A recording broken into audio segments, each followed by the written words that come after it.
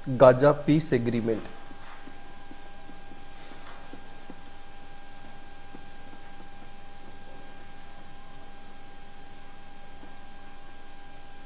Gaza piece agreement.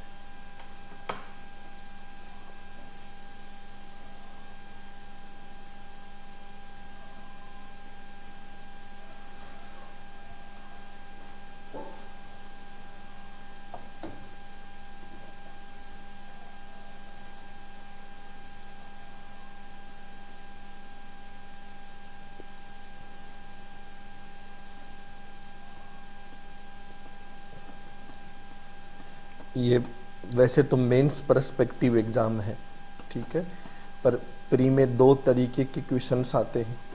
एक तो आता है ज्योग्राफिकल लोकेशन का, ठीक है, कि कौन सी चीज कहाँ पर स्थित है, और दूसरा जो आ जाता है कई बार वो आ जाता है कि ज्योग्राफिकल लोकेशन के साथ कोई इवेंट से रिलेटेड, यानी जैसे ये समझौता कब हुआ, किस तरीके से हुआ, ठीक है, किसकी मध्यस्थता से हुआ, इस तरीके की चीजें ना। ये एक पुरानी लड़ाई है।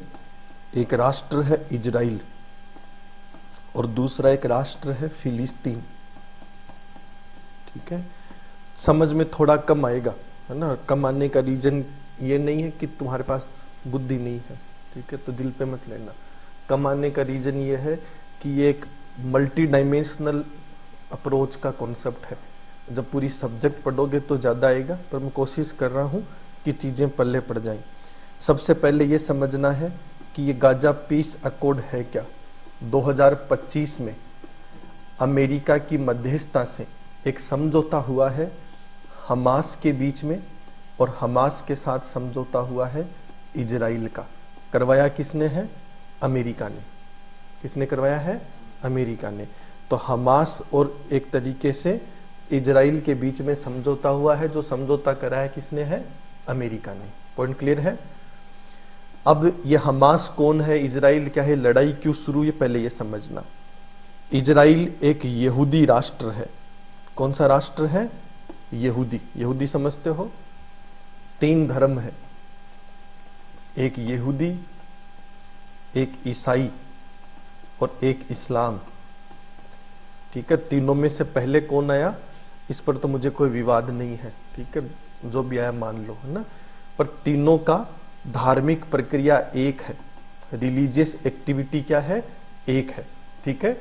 तीनों एक ही धर्म को एक प्रकार से मानते हैं, और तीनों का जो एक तरीके से तुम कह सकते हो कि तीनों की जो परिस्थितियां हैं वो लगभग सेम है। विवाह की, शादी की, वो तलाक की, एक तरीके से किसी को दफनाने की, सब सेम है। तो धार्मिक गतिविधियां लगभग क्या है?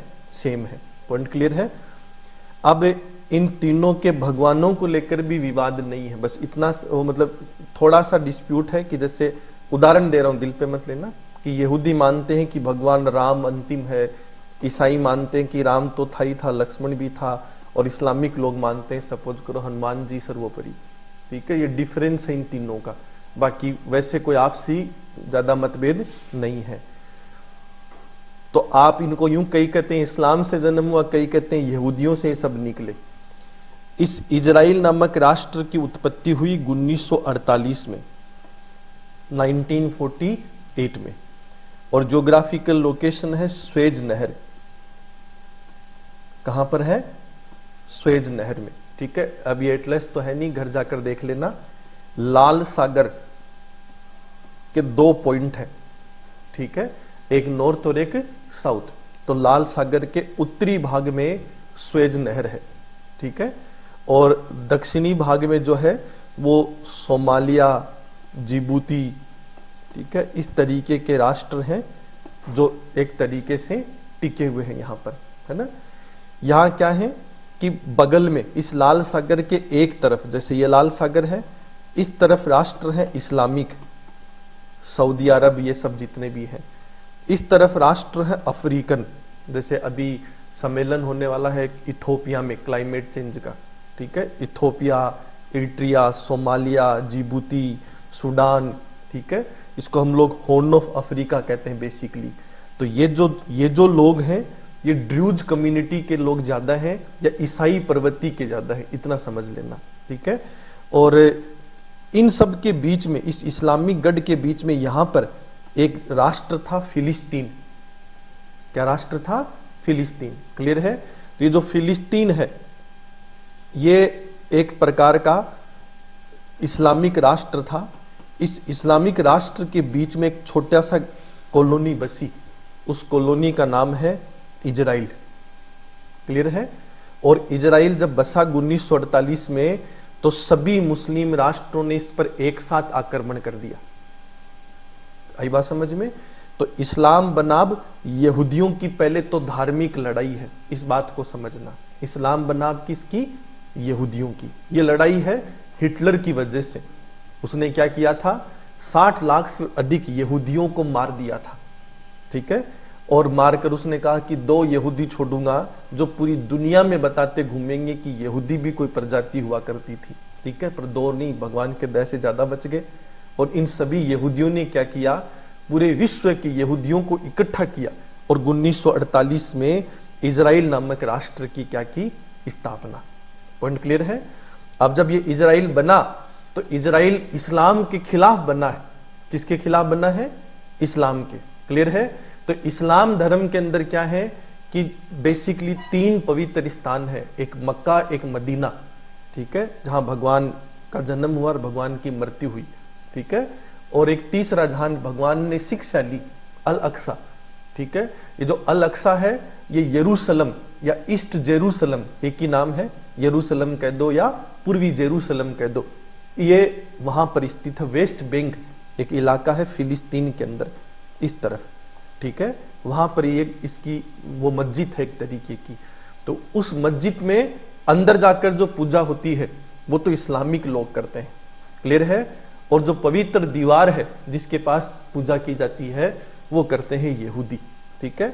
इसको ही लेकर विवाद है। यहूदी कहते हैं हमारी है, ये कहते हैं हमारी है। अब स्टोरी जो भी रही है हमें इस पर नहीं जानना, पर कुल मिलाकर कंक्लूजन क्या है कि धर्म की लड़ाई है। आई बात समझ में? इस धर्म की लड़ाई का नुकसान उठाना पड़ा यहूदियों को, और यहूदियों के नुकसान को सबसे अधिक नुकसान दिया था इस्लामिक लोगों ने, मुस्लिम लोगों ने। क्लियर है? तो इजराइल का जीवन में एक ही सपना है कि विश्व से इस्लाम मिटाना है। पॉइंट क्लियर है? विश्व से क्या मिटाना है? इस्लाम। ये फिक्स पैटर्न है उनका। बहुत मुश्किल टॉपिक है, कोशिश करना समझ में आए, ठीक है। तो यहूदियों यानी इजराइल इस्लाम विरोधी है। किसका विरोधी है? इस्लाम का। पॉइंट क्लियर है? सारा इस्लाम जो है वो इजराइल विरोधी है। पूरे इस्लाम का एक ही सपना है कि किसको मिटाना है? इजराइल को। तो मैच रोमांचक है, ठीक है। तो पूरी दुनिया दर्शक के रूप में इस मैच को देख रही है कि कौन जीतेगा और कौन हारेगा। क्लियर है? 1948 में जब छोटा बच्चे के रूप में इजराइल का जन्म हुआ तो सभी 22 अरबी राष्ट्रों ने, अरबी राष्ट्र मतलब इस्लाम की कुछ विशेषताएं हैं, ठीक है।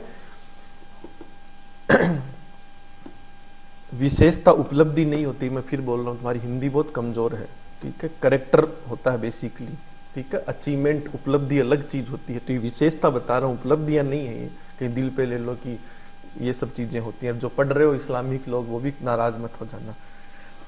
इस्लाम जो है धर्म के नाम पर एक है, और सबसे अधिक जो है वो अरब राष्ट्र हैं। कौन से राष्ट्र हैं? अरब। यानी विश्व को मैं एक करूं तो मुस्लिम नाम से एक होंगे। भाषा के आधार पर जब मैं एक करूं तो इस्लाम 2 टुकड़ों में बंट जाता है, अरबी और गैर अरबी। क्लियर है? अरबी और गैर अरबी। पहले पढ़ रहा है। अरबी वो भाषा है जो 22 राष्ट्रों में बोली जाती है। पॉइंट क्लियर है? और इनका प्रतिनिधित्व करता है सऊदी। कौन करता है? सऊदी। क्लियर है? और दूसरी जो गैर अरबी भाषाएं हैं जिनको अपन पर्शियन भी बोलते हैं, एक तरीके की तर्किश भाषा भी है, ये सब हो गया जो है ईरान, तुर्की, इस तरीके के राष्ट्र। पॉइंट क्लियर है? पहले पढ़ा यहां तक। जब इस्लाम एकजुट होता है तब तो विश्व सारा मिलकर इजराइल मिटाना चाहता है, इस्लामिक विश्व। Point clear? लेकिन अरब और गैर अरब की लड़ाई जब होती है तब सऊदी बनाम ईरान, सऊदी बनाम तुर्की, यानी ये तीनों दोस्त नहीं है। तो ये अजीब से भाई हैं तीनों, कि जब लड़ाई इस्लाम की हो, मम्मी पापा पर बात आती है, तब तो तीनों एकजुट हो जाते हैं। पॉइंट क्लियर है? तब तो सऊदी, ईरान, तुर्की मिलकर दुनिया मारेंगे। यानी लड़ाई इजराइल के खिलाफ होगी तो तीनों एक साथ मारेंगे। सही बोल रहा हूं, गलत बोल रहा हूं? पॉइंट क्लियर है? तो जब एक तरीके से लड़ाई इजराइल के खिलाफ होगी तब तीनों एक साथ मारेंगे। पॉइंट क्लियर है? और लड़ाई जो है वो एक तरीके से आपसी कोई आ जाए, जैसे पाकिस्तान को लेकर, हिंदुस्तान को लेकर धर्म की बात, जाति की बात आ जाए, तो भाषा के आधार पे अलग अलग हो जाते हैं। ये आ रही बात समझ में? थोड़ा थोड़ा। ऐसे में शिया सुन्नी, इनमें दूसरी लड़ाई है। किसकी लड़ाई है? शिया सुन्नी की। ठीक है? शिया संख्या में कम है, शिया संख्या में क्या है? कम है। और सुन्नी संख्या में क्या है? ज्यादा। ठीक है? पर बहुत ज्यादा डिफरेंस नहीं है, 19-20 का फर्क है। ठीक है? पर उल्टा फर्क है। सरकारें पूरी दुनिया में ज्यादा थी सुन्नियों की, थी, है नहीं। सिनेरियो चेंज हो रहा है, आगे सब पढ़ोगे कि सरकारें ज्यादा किसकी थी? सुन्नी समुदाय की। क्लियर है? इतना सुनते ही तुम्हारे खुद के कहते हैं ना कि मिक्स हो गया होगा, सारा हो गया ना? यारा समझ में आ रहा है? तो इस्लाम की दुनिया एकजुट हो तो इस्लाम में 3 शक्तियां हैं। कितनी शक्तियां हैं? 3 पावर सेंटर। जैसे दक्षिण एशिया की शक्ति भारत है, ठीक है? एशिया पैसिफिक की भारत, चीन है। ऐसे विश्व की शक्ति अमेरिका, रूस, ये सब है। ऐसे इस्लाम की दुनिया की 3 पावर सेंटर हैं।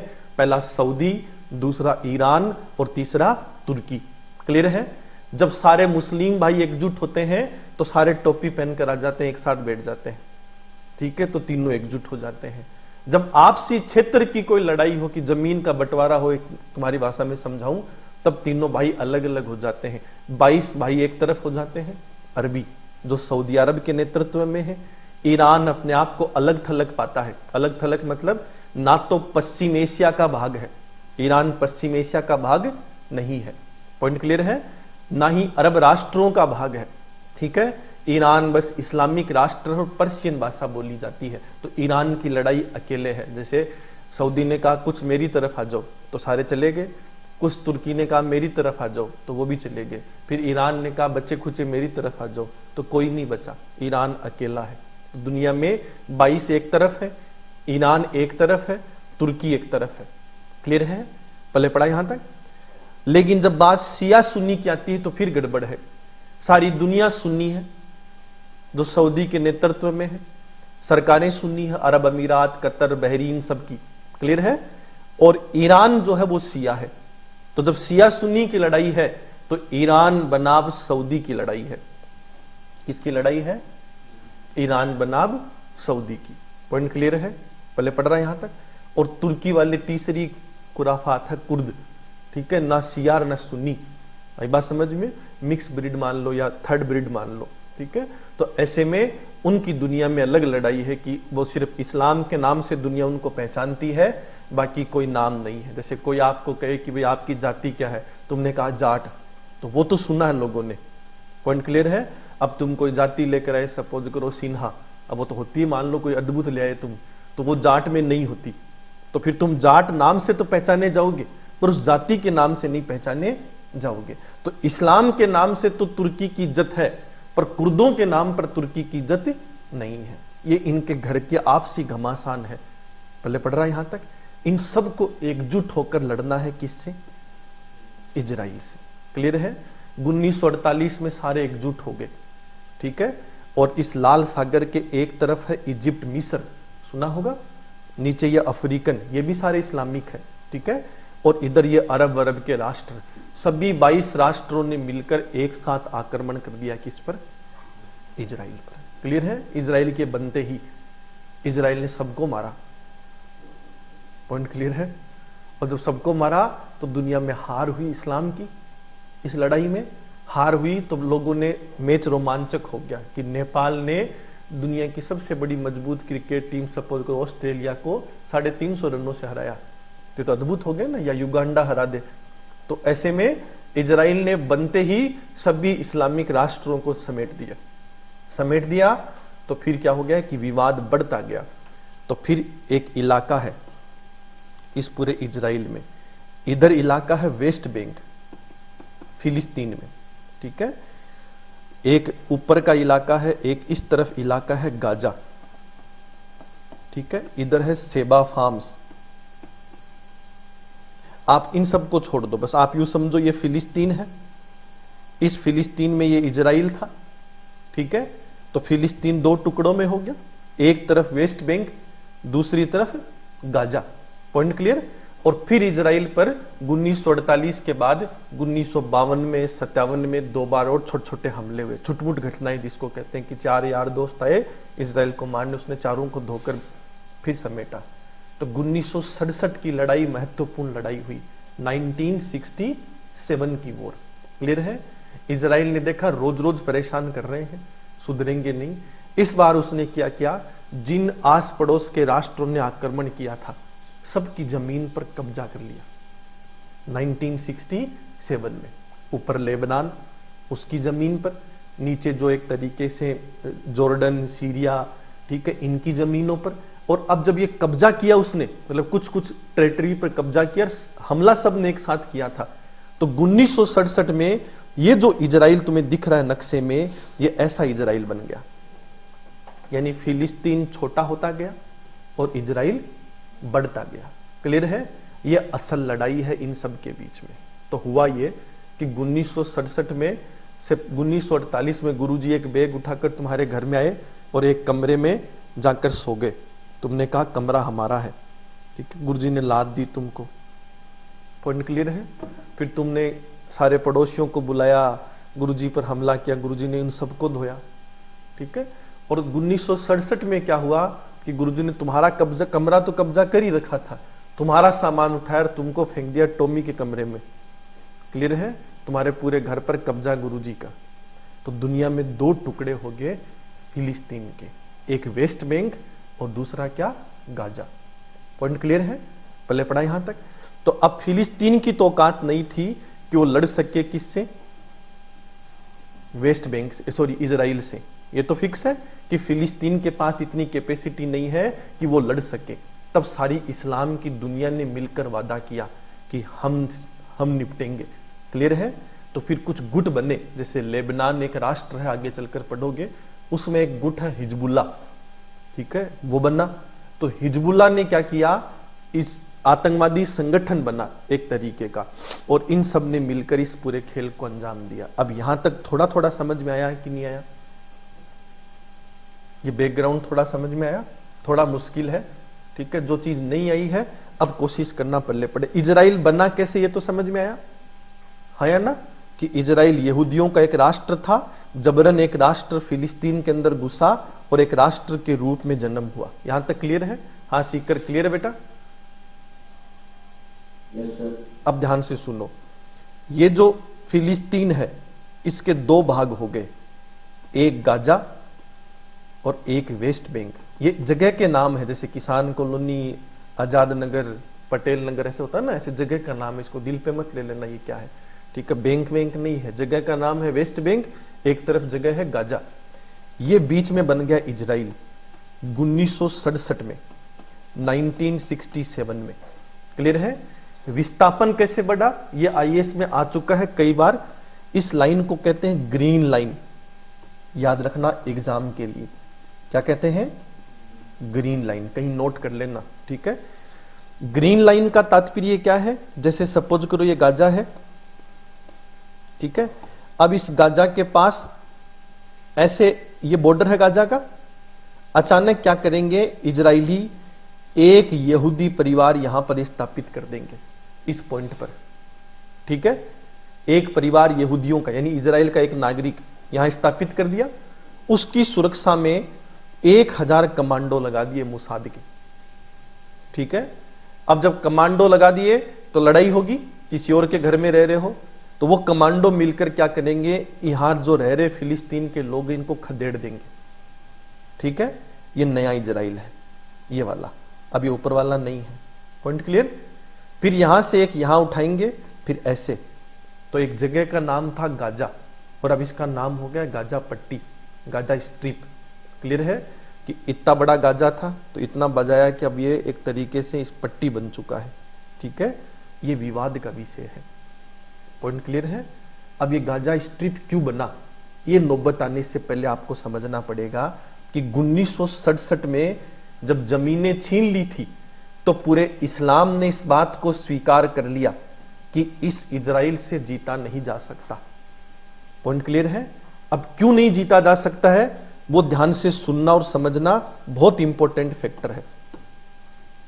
ये जो इजराइल है इसको समर्थन है यूरोपियन यूनियन प्लस अमेरिका का, यानी ये दोस्त है किसका, अमेरिका और यूरोपियन यूनियन का। याद रह जाएगा। ये जो इस्लाम है, इस इस्लाम की 3 शक्ति हैं। एक सऊदी जो सबसे बड़ी ताकत है, मतलब इसके पास 100 में से 100 नंबर मान लो। क्लियर है। इसके बाद दूसरी ताकत है इस्लाम की ईरान। Point clear. इसके 100 में से 60 नंबर मान लो। ठीक है, फर्स्ट रैंक वाला 100 में से 100 लाता है और सेकंड रैंक वाले के 100 में से 60। और तीसरी ताकत जो है वो तुर्की, इसके तुम 100 में से 30 नंबर मान लो। क्लियर है। बाकी तो बेवजह ही जी रहे हैं, तुम्हारी तरह राशन कार्ड में नाम है, कोई वैल्यू नहीं है। ठीक है, बहरीन, कतर, ये सब खत्म है। ठीक है, जितने भी नाम तुम सुनते हो राष्ट्र नहीं है। पहले पढ़ रहा है यहां तक, मतलब राष्ट्र नहीं होने का मतलब नक्शे में राष्ट्र है, कागज में है, पर अस्तित्व नहीं है। सब कुछ ऊपर वाले ही करते हैं। ठीक है, अब ध्यान से सुनो। जब ये तीनों एकजुट हो जाएं, तीनों दोस्त बन जाएं, तब तो ये मिटा देंगे किसको, इजराइल को। क्लियर है। अगर तीनों एकजुट हो जाएं तो किसको मिटा सकते हैं ये, इजराइल को। बहुत ध्यान से सुनना और समझना। ऐसे में अमेरिका ने क्या किया, इस सऊदी को अपना गुलाम बना रखा है। यानी सऊदी और अमेरिका आपस में क्या है, दोस्त हैं, और वो भी मजबूरी के दोस्त, फ्रेंड्स विथ बेनिफिट वाले। पॉइंट क्लियर है कि सऊदी के तेल को खरीदता है अमेरिका। सऊदी के तेल को कौन खरीदता है, अमेरिका। बदले में अमेरिका गारंटी देता है कि सऊदी में लोकतंत्र नहीं आएगा, यानी सऊदी के राजा की सरकार गिरेगी नहीं। पॉइंट क्लियर है। तो एकमात्र इस्लामिक राष्ट्र जिसमें आज भी राजा शासन बना हुआ है वो कौन है, सऊदी, या इसी के लड़के बहरीन, कतर, ये इसी के लड़के हैं। पॉइंट क्लियर है। सऊदी परिवार का जो शेख है उसी के बच्चे राष्ट्र चलाते हैं। ठीक है, तो सऊदी और अमेरिका एक दूसरे के क्या है, दोस्त हैं। समझ में आ रहा है यहां तक, थोड़ा थोड़ा आया ना। सऊदी सुन्नी है। सऊदी कौन है, सुन्नी। तो इस्लाम की सबसे बड़ी ताकत कौन, सऊदी। Very good. और सुन्नियों की सबसे बड़ी ताकत कौन, और दुनिया में संख्या ज्यादा किसकी, सरकार ज्यादा किसकी, वेरी गुड। तो विश्व में इस्लाम की दुनिया में प्रभुत्व किसका होगा, तो इस्लाम एकजुट होगा। बहुत ध्यान से सुनना, बहुत अच्छा पकड़ रहे हो कि इस्लाम एकजुट होगा तो राजा कौन बनेगा, इस्लाम एकजुट होगा तो राजा कौन बनेगा, सऊदी। Very good. शाबाशी मिलते गड़बड़ हो जाती है। ठीक है, गरीब को गरीबी पसंद है ना। तो इस्लाम एकजुट होगा तो राजा कौन बनेगा, सऊदी। क्लियर है। लेकिन जब इस्लाम एकजुट ना हो, केवल सुन्नियों की बैठक हो, तो राजा कौन होगा, सऊदी। क्लियर है। और इस्लाम की सरकारों में ज्यादा सरकारें किसकी हैं, सुन्नियों की, यानी सऊदी के दोस्त की। तो पूरे इस्लाम एकजुट हो तो राजा सऊदी, अगर सुन्नी एकजुट हो तो राजा सऊदी, और इस्लाम की दुनिया की सरकारें एक साथ बैठे, अरबी 22 राष्ट्र, तो भाषा के आधार पे, सरकार के आधार पे राजा कौन, सऊदी। तो इसका मुकाबला नहीं है, इसलिए मैंने 100 में से 100 नंबर दिए। सर्वगुण संपन्न है ये। क्लियर है। पहले पढ़ा यहां तक।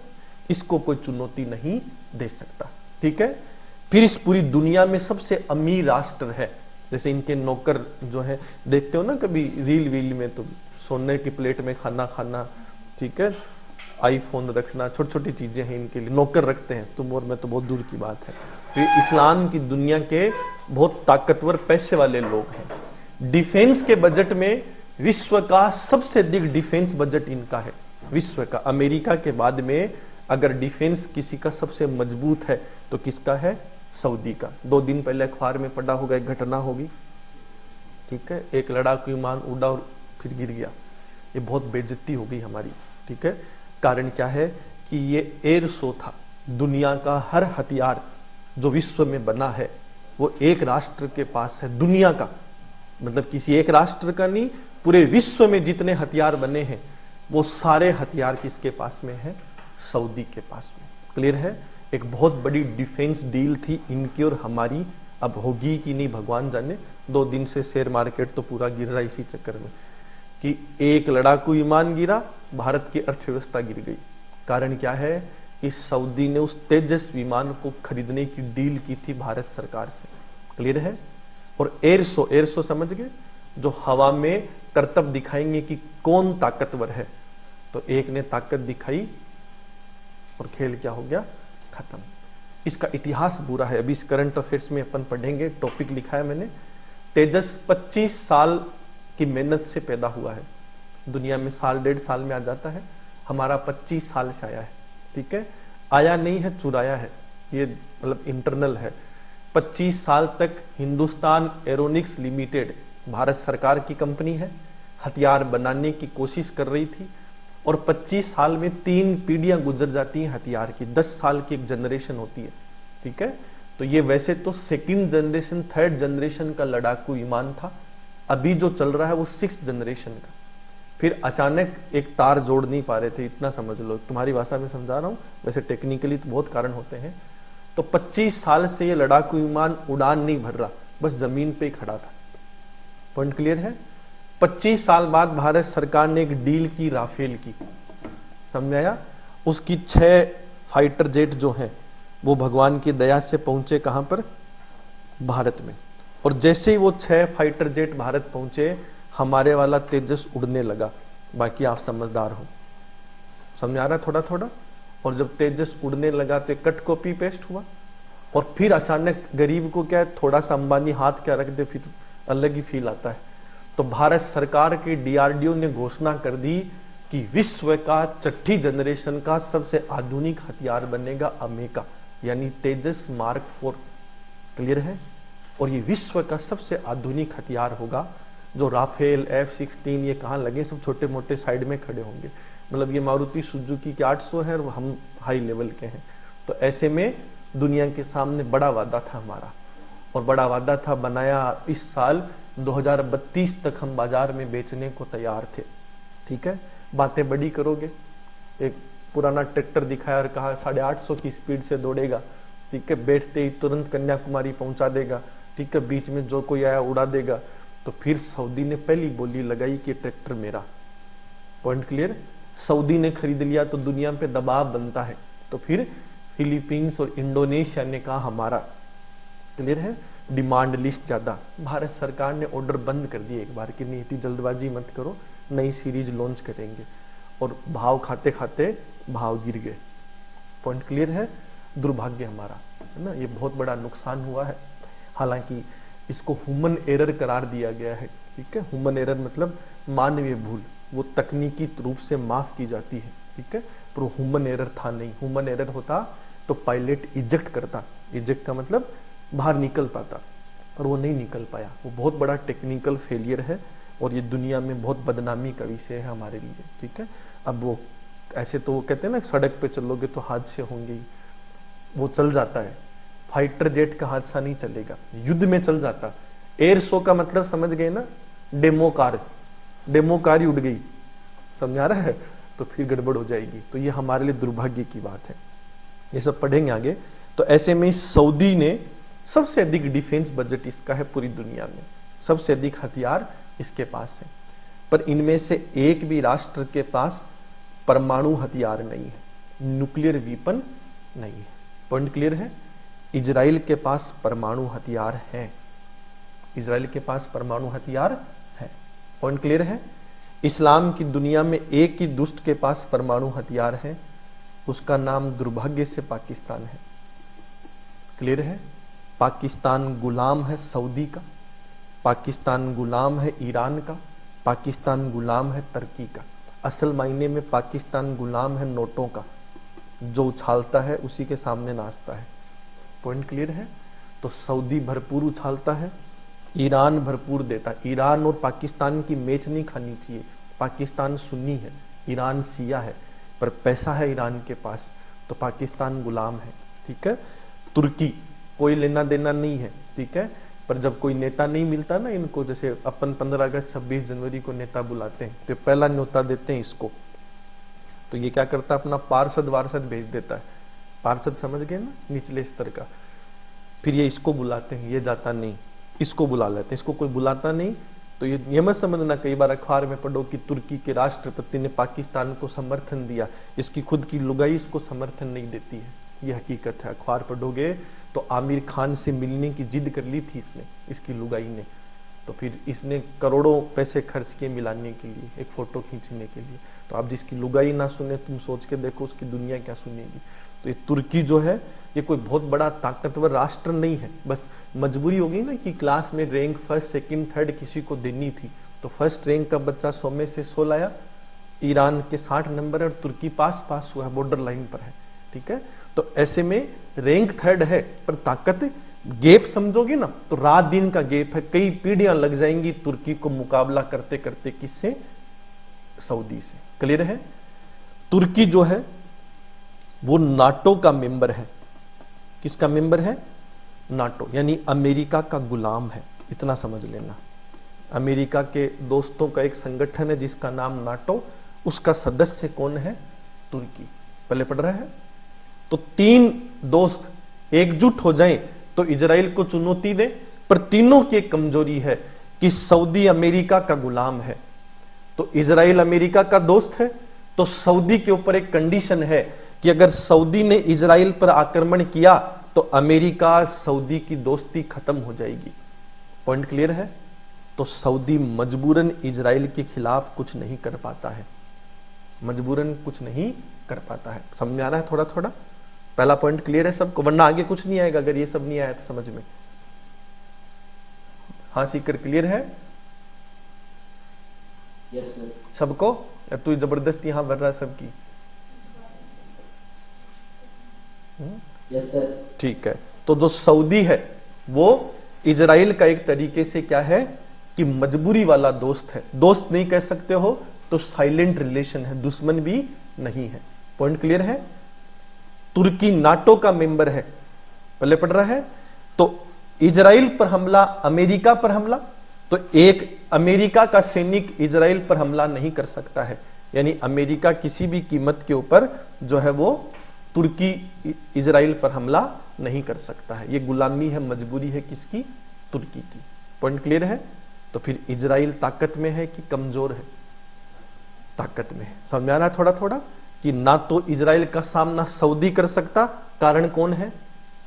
वेरी गुड, कारण कौन है? अमेरिका। ऐसे पढ़ोगे तो पाकिस्तान के आईएएस बन जाओगे, इंडिया तो बहुत दूर की बात है। और इजराइल पर तुर्की हमला नहीं कर सकता, कारण तुर्की किसका दोस्त है? अमेरिका का। क्लियर कट है? ये ताकतवर दोस्त हैं कि गुलाम दोस्त हैं? गुलाम समझते हो ना, कई दोस्तों को चाय पानी का खर्चा मिलता है, तो वो गुलामी है इनकी। ठीक है? तो ऐसे में ये दोनों मजबूरी में दोस्त हैं। पॉइंट क्लियर है? बचा कौन? ईरान। ईरान मुश्किल से पास हुआ फर्स्ट डिवीजन से, बॉर्डर पे है ना, 59 आते तो सेकंड डिवीजन आ जाती, तो ऐसे में मुश्किल से पास हुआ है। तो ईरान की औकात नहीं कि वो निपट सके किससे? इजराइल से। क्लियर है? औकात क्यों नहीं, पहले वो समझो कि एक तो जब इस्लाम एकजुट होता है ना, इस्लाम एकजुट होता है तब ईरान की इज्जत है। भाई पहली कुर्सी सऊदी की लगेगी, दूसरी ईरान की लगेगी। समझ में आ रहा है? तो बहुत ध्यान से सुनना कि इस क्लास में 100 बच्चे थे, ठीक है, तो 100 बच्चों का रिप्रेजेंटेटिव मैं हूं, मेरा नाम सऊदी है। पहले पढ़ रहा है यहां तक? तो एक अशोक गोदारा खड़ा हुआ, कहा जो मेरे साथ हो सारे बाहर आ जाओ, सर का बहिष्कार करते हैं। तो 100 में से 99 अंदर रहे, एक बाहर गया, बहिष्कार हो गया। किसका? पल्ले पड़ेगा। तो ईरान जब यूं कहे ना पूरी दुनिया को कि सर का बहिष्कार करते हैं, तो 99 औलादे मेरी है, तो वो तो बाप का बहिष्कार कैसे कर सकती हैं? बचा कौन? एक, उसने बहिष्कार किया, उस बहिष्कार का कुछ बटा नहीं। तो ईरान चाहता है कि इस्लाम एक साथ बैठे, एक साथ बैठेगा तो अमेरिका 1 नंबर सीट पर बैठेगा, ईरान 2 नंबर सीट पर। Point clear? हाँ या ना? यदि सारे सुन्नी एक साथ बैठे तो एक कमरे में सारे सुन्नी बैठेंगे, बस ईरान कमरे के बाहर होगा और कोई बाहर नहीं होगा। समझ में आ रहा है? तो एक तो शिया होना कमजोरी है ईरान की। क्या होना? शिया। एक नॉन अरबी होना कमजोरी है किसकी? ईरान की। पॉइंट क्लियर है? और ऊपर से हथियार भी, ताकत भी नहीं है ईरान के पास, किस जितनी? इजराइल, सॉरी सऊदी जितनी। नंबर 1 पे नहीं है ना, तो सऊदी जितनी। Point clear? यहां तक आया समझ में? अब बहुत बेहतरीन समझने को, बहुत धीरे धीरे समझो, पल्ले पड़ जाएगा।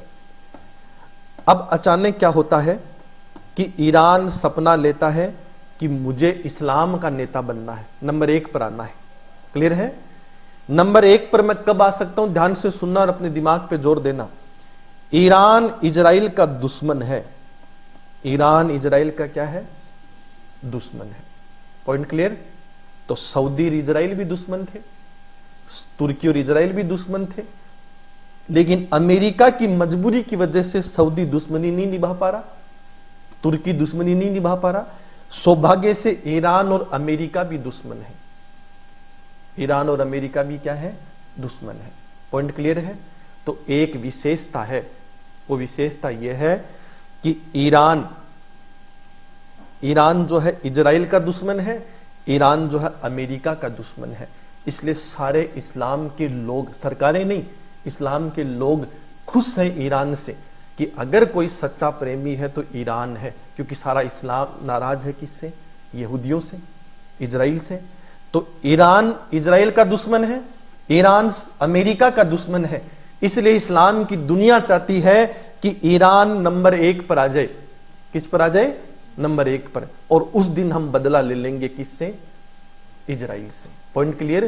तो सो गोदारा ने क्लास का बहिष्कार किया कि सारे मेरे समस्त भाई बहन मेरे पीछे आ जाओ, तो कोई नहीं गया। क्लियर है? और जैसे ही कोचिंग छोड़कर बाहर गया तो कोचिंग का चपड़ासी मिला, जो सौभाग्य से कोचिंग का भी दुश्मन है और अमित सर का भी दुश्मन है। उसने कहा भाई मैं हूं तेरे साथ, पर पावरलेस, मेरे पास कोई ताकत नहीं है। क्लियर है? पहले पढ़ रहा है यहां तक? क्योंकि वो चपड़ासी के पद पर है। जिस दिन वो इस कोचिंग के सुप्रीम पोस्ट पर आ जाएगा, उस दिन उसकी चलेगी, उस दिन अशोक की दाल गलेगी कि देखो मेरा चपड़ासी दोस्त मालिक बन गया और अब अमित सर को लाद देंगे। ऐसा सोच तो सकते ही हो। तो ईरान की सोच क्या है कि कैसे भी कर मैं नंबर 1 पर आ जाऊं, इस पूरी दुनिया की ताकत बन जाऊं, और ताकत बनकर फिर मैं बदला लूंगा किससे? इजराइल से। हाँ या ना? पॉइंट क्लियर है? समझ में आया यहां तक? तो ईरान इजराइल दोस्त हुए कि दुश्मन हुए? दुश्मन हुए। तो इजराइल किसको मिटाना चाहता है तीनों में से? सबसे पहले ईरान को। ठीक है? मेरी बातें थोड़ी गहरी हैं, ध्यान से सुनना। इजराइल सबको मिटाना चाहता है। पहली लाइन बहुत क्लियर है, क्योंकि इजराइल राष्ट्रों का दुश्मन है कि इस्लाम का? इस्लाम का। इजराइल का एक सपना है कि दुनिया में मुस्लिम जाति ना हो, बाकी सब हो। Point clear? तो हिंदुस्तान पर जब पाकिस्तान हमला करता है ना, तो मोदी कहता है मेरा गहरा दोस्त है, हमारा दोस्त नहीं है, वो इस्लाम का दुश्मन है। किसका दुश्मन है? जैसे रसिया फिक्स पैटर्न है, दुनिया में आग लगे सोता रहता है, दुनिया कहीं जा रही है कोई फर्क नहीं पड़ता। जैसे कोई कान में आकर उसको कहे भारत चंद्रयान पर चला गया, का जाने दो। उसको आकर किसी ने कहा उसका तेजस गिर गया, का दुख भेज दो। उसको आकर किसी ने कहा उसने तेजस बना लिया, हमारा मार्केट खत्म हो जाएगा, का कोई बात नहीं, गरीब है, खेलने दो। क्लियर है? पर उसको आकर किसी ने कान में कहा अमेरिका ने साइकिल बनाई, मुंह धोकर खड़ा होकर पीछे चल जाता है कि साइकिल चलेगी नहीं और हमसे अच्छी हम बनाएंगे। वो फिक्स पैटर्न है उसका कि दुनिया में रूस सिर्फ अमेरिका का दुश्मन है। अमेरिका ने किसी चीज के लिए कहा कि ऐसा होगा तो ऑटोमेटिक रूस खड़ा होकर कहता है कि नहीं करने दूंगा। पॉइंट क्लियर है? ऐसे ही इजराइल ऑटोमेटिक दुश्मन है इस्लाम का। विश्व में कहीं भी इस्लाम ने कहा कि अच्छा काम किया है, पहला राष्ट्र जो गाली देगा वो कौन? इजराइल। क्लियर है? किसी आतंकवादी ने हमला किया, लोग विवाद में फंसे हैं कि कौन है कौन नहीं, तो इजराइल घोषणा कर देता है कि मुस्लिम ही होगा, पक्का देख लेना, ठीक है। वो दुनिया में फिक्स है, उसके दिमाग में कचरा। पॉइंट क्लियर है? अंदरूनी गुस्सा है, आज का नहीं है, सन 1948 से लेकर जुल्म ढाए हैं, इसलिए ऐसा है। वो भी अपनी जगह गलत नहीं है। पॉइंट क्लियर है? तो वो फिक्स पैटर्न है। और उनके जहन में एक छोटी सी चीज और है कि समझौता नहीं होगा। ये पहली बार हुआ है जो तुम देख रहे हो ना गाजा, ये पहली बार हुआ है, इसलिए बहुत ऐतिहासिक है और सिलेबस के लिए इंपॉर्टेंट हो गया। समझौता नहीं होगा। समझौता नहीं होने का अर्थ क्या है कि पहला हाथ किसने उठाया? फिलिस्तीन ने, तब हाथ कटेगा, उसके बाद ही समझौता होगा। तो 1948, 55, 58, 63, 67 ऐसे करके 71 कई लड़ाइयां चली हैं, ठीक है। और हर लड़ाई में समझौता करने से मना कर दिया इजराइल ने कि लड़ोगे तो मारेंगे, बात खत्म। कितने लोगों का अपहरण हुआ, आज तक समझौता नहीं किया किसने? इजराइल ने। क्लियर है? 6 इजरायली नागरिकों का अपहरण हुआ, ठीक है, जो ओलंपिक्स में खेला करते थे, और उनका अपहरण हुआ तो उनकी हत्याएं कर दी पीएलओ ने, फिलिस्तीन लिबरलाइजेशन ऑर्गेनाइजेशन ने, जो फिलिस्तीन से चलता है, गाजा और वेस्ट बैंक से। तो इजराइल के प्रधानमंत्री ने पूरे देश से माफी मांगी और माफी मांग कर घोषणा की कि 6 महीने का समय दो, इन कुत्तों को दुनिया से ढूंढ कर नहीं निकाला तो मेरा नाम नहीं, मैं इस्तीफा दे दूंगा। क्लियर है? उसने 1.5 महीने में ही सबको समेट डाला, लाशें दुनिया से उठा उठा कर लाए और इजराइल के चौराहों पर पटक दी कि ये लो। पॉइंट क्लियर है? 1960 के दशक में, हमारे तो 99 में कंधार विमान अपहरण हुआ, 1960 के दशक में विमान का अपहरण हुआ और बगल के युगांडा, जहां पर ईदी अमीन नामक शासक जो इंसान मारकर खाया करता था, सऊदिया का बहुत बड़ा गुलाम था, उसके यहां पर एयरपोर्ट पर उस प्लेन को उतारा गया। समझौते की बात आई, इजराइल ने तुरंत घोषणा की कि ये प्लेन कहां उतर सकता है, इसमें कितना तेल है पता करो। तब पता किया गया कि 6 आसपास के राष्ट्र ऐसे हैं जहां ये उतर सकता है। इजराइल के प्रधानमंत्री ने आदेश दिया कि समझौता नहीं होगा, 6 के 6 राष्ट्रों पर हमला कर दो, मुझे मेरे लोग जिंदा या मुर्दा चाहिए, पर समझौता नहीं होगा। और युगांडा की जमीन पर जब प्लेन उतरा तो वहां पर जाकर प्लेन वापस ले आए बिना किसी के मरे हुए, एक भी इजरायली नागरिक मरा नहीं, और उस प्लेन में खुद इजराइल के प्रधानमंत्री का भाई मौजूद था। क्लियर है? पर फिर भी समझौता करने से मना कर दिया कि ना, 101% मारेंगे, समझौता किसी कीमत पर नहीं होगा। इसीलिए जब 26/11/2008 में मुंबई हमला हुआ तो पाकिस्तानियों ने इजरायलियों के निवास स्थान नरीमन हाउस पर हमला किया, क्योंकि इजराइल के नागरिक पर हमला होगा तो दुनिया का दबाव भारत पर पड़ेगा।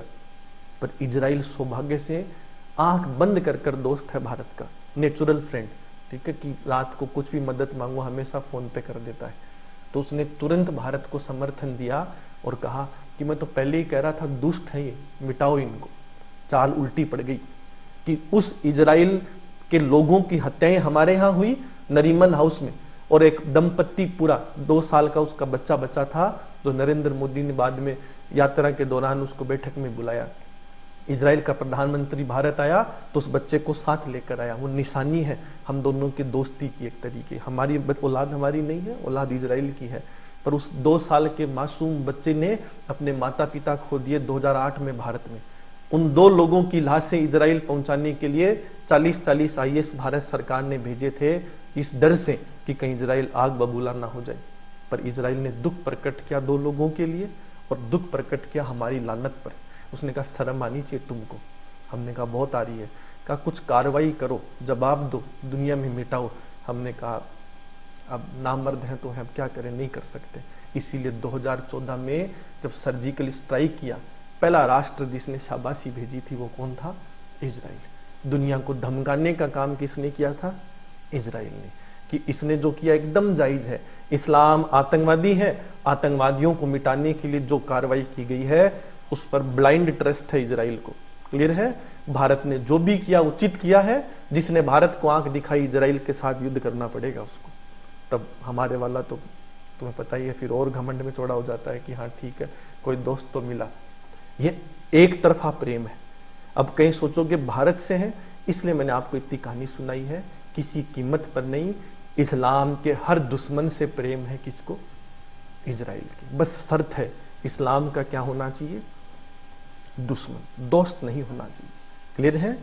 जो इस्लाम का दोस्त है वो दुश्मन है ऑटोमेटिक किसका, इजराइल का। तो ईरान इजराइल का दुश्मन, और जो ईरान का दोस्त है वो ऑटोमेटिक दुश्मन किसका, इजराइल का। क्लियर है? तो ईरान के दोस्त का नाम है पाकिस्तान, तो इजराइल का ऑटोमेटिक दुश्मन कौन हुआ। तो ये किसके लिए खुशी की बात है, खुश हुए हम, वन साइडेड प्रेम है हमारा। एक धीरे धीरे सुनते रहो। आज तक कोई हथियार नहीं दिया इजराइल ने किसको, पाकिस्तान को। ये वर्ल्ड रिकॉर्ड है। पॉइंट क्लियर है? 1999 के कारगिल युद्ध के दौरान अमेरिकियों ने ही परवेज मुशर्रफ को उकसाया था भारत पर हमला करने के लिए। क्लियर है? तब भारत ने मदद मांगी कि पहाड़ी पर कितने बैठे बता दो। अमेरिका ने मना कर दिया कि ना, एनपीटी पर साइन करो तो बता दें। हमने कहा नहीं करेंगे, कहा नहीं बताएंगे। तो हमने कहा कोई बात नहीं, लड़ते रहेंगे। तब एक गुप्त संदेश आया एक राष्ट्र से, उस राष्ट्र का नाम है इजराइल। उसने फोटोएं भेजी सैटेलाइट की और दुनिया बताई, पहाड़ी के पीछे से चढ़कर हमने उस पहाड़ी पर कब्जा किया इजराइल की मदद से। 2008 में मुंबई हमला हुआ। दुनिया को अटपटा खेल था कि भाई कार्रवाई करेगा इजराइल भारत पर, क्योंकि इजराइल की एक पॉलिसी है कि मेरे नागरिक को वीजा तभी देना जब सुरक्षा की गारंटी देते हो, वरना वीजा मत देना। पॉइंट क्लियर है? ऐसे में इस घटना के बाद हमें डर था कि दुनिया का दबाव हम पर पड़ेगा। इजराइल ने कंधे पर हाथ रखकर पूछा कि बेटा ये आतंकवादी रात को घर में आए, पता कैसे नहीं चला, रास्ता बॉर्डर पार कर आए ना। हमने कहा अंकल हमारे चौकीदार को मोतियाबिंद की बीमारी है, हमारे पास सैटेलाइट तो है पर सारी पैसिव है, यानी जो सिर्फ दिन में देख सकती है रात में नहीं। कैमरा कब चाहिए, पॉइंट अजीब से कैमरे हमारे कि दिन में जब तुम्हारी आंखें खुली रहती है ना तो वो भी खुले रहते हैं, और जैसे ही रात को तुम सोते हो वो भी सो जाते हैं, तो पता नहीं चला। और इसको कहते हैं एक्टिव IRS, जिसको हम लोग कहते हैं Indian regional navigation satellite system. और वो एक सिंथेटिक अपार्चर रडार एक प्रणाली थी जो हमारे से बन नहीं रही थी। 2009 में इजराइल पहला राष्ट्र था जिसने हमें दी, अमेरिका के मना करने के बावजूद कि ना, इस्लाम बर्बाद करने में अगर कोई सहयोग दे तो हम उसके साथ हैं। हालांकि हम इस फैक्टर के समर्थक नहीं हैं कि हम इस्लाम के दुश्मन हैं, पर वो मानता है कि भारत को मजबूत करना है तो पाकिस्तान मिटेगा, पाकिस्तान मिटेगा तो इस्लाम मिटेगा, तो इजराइल की आत्मा को संतुष्टि आएगी, इसलिए वो मदद करता है। पॉइंट क्लियर है? तो इजराइल, सऊदी, ईरान, तुर्की सबका दुश्मन है। मिटाना तो सबको चाहता अंदर से, पर सऊदी अमेरिका के दबाव में है तो आज खतरा नहीं है, तुर्की अमेरिका के दबाव में तो आज खतरा नहीं है। तो ईरान खतरा है किसका, इजराइल का। तो इजराइल को मिटाना चाहता है कौन, ईरान। समझ आ रहा है थोड़ा थोड़ा, हाँ या ना? ईरान और अमेरिका दुश्मन है, ईरान और अमेरिका क्या है, दुश्मन है। तो अमेरिका मिटाना चाहता है किसको, तो ईरान को कितने लोग मिटाना चाहते हैं, 2 लोग। पॉइंट क्लियर है, समझ आ रहा है? ईरान किसको मिटाना चाहता है, इजराइल को। बीच में कौन आ रहा है, तो ईरान किसको मिटाना चाहता है, अमेरिका को भी। क्लियर है? हालांकि लड़ाई ईरान अमेरिका की नहीं है, लड़ाई ईरान इजराइल की है, पर बीच में अमेरिका आ रहा है तो ऑटोमेटिक दुश्मन हो गया ईरान और अमेरिका। इतना समझ आया? हाँ, वेरी गुड। सऊदी ईरान आपस में दुश्मन है, सऊदी ईरान आपस में क्या है, तो एक मां की 2 औलादें आपस में लड़ती हैं। क्लियर है? तो शिया बनाम सुन्नी की लड़ाई है। शियाओं का नेता कौन, शियाओं का बेशर्मो ईरान, और सुन्नियों का, तो शिया सुन्नी की लड़ाई में सऊदी बनाम ईरान की लड़ाई है। सो तो नहीं रहे, हाँ सीकर सो में जाना बेटा, ये कुंडली बहुत गहरी है। आ रहा थोड़ा थोड़ा समझ, इंटरेस्टिंग तो है अगर समझोगे तो। आ रहा समझ में? Yes sir. हाथ खड़े करो किसको नहीं आ रहा, वेरी गुड, सबके नीचे सबको आ रहा है ऐसा, बहुत इंटेलिजेंट हो। ठीक है, अभी अमेरिका को फोन किया ही है मैंने, आ रहे हो तुमको लेने। ठीक है, तो ऐसे में एक तरीके से जो ईरान और सऊदी एक दूसरे के क्या है, दुश्मन है। यहां तक कोई आपत्ति हो तो बोलो। समझ आया? हाँ या ना? ठीक है, अब दूसरी चीज समझने की कोशिश करना कि इजराइल और तुर्की एक दूसरे के दुश्मन है। ठीक है, इजराइल और तुर्की एक दूसरे के दुश्मन है, ये अपन पढ़ चुके हैं। ठीक है, दुश्मन का दुश्मन क्या होगा? दोस्त। बहुत ध्यान से सुनना, दुश्मन का दुश्मन ये दुनिया का सिद्धांत है।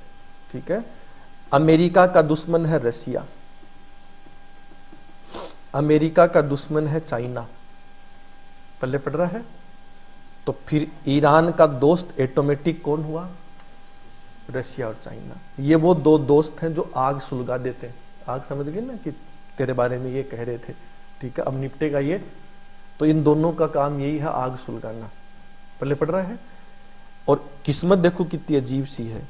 एक दलाल है, ठीक है, दलाल मान लो, इज्जतदार दोस्त मान लो। अब दलाल बोलोगे तो बुरा लगता है, तो कॉमन फ्रेंड मान लो। क्लियर है? रूस का दोस्त है, ईरान का दोस्त है, कट्टर दोस्त।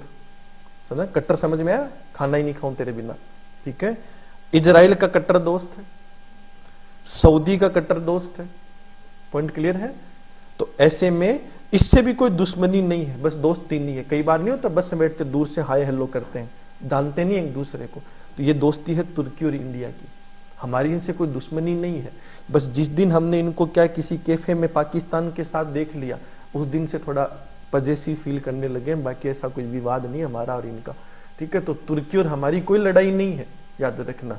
बस तुर्की थोड़ा पाकिस्तान को साथ ज्यादा देता है, तो मन मुटाव थोड़ा सा है कि भाई यही क्यों, कोई और होता चल जाता। ठीक है, तो ऐसे में हम इन सब के कॉमन फ्रेंड है। कॉमन फ्रेंड क्या चाहता है? लड़ाई हो कि ना हो, ना हो, क्योंकि फायदा सबसे हो रहा है ना। अच्छा कॉमन फ्रेंड यही चाहता है, तुम्हारी तरह कोई खराब हो तो अलग बात है। ठीक है, अब लड़ाई ना हो, इसमें फायदा किसको है?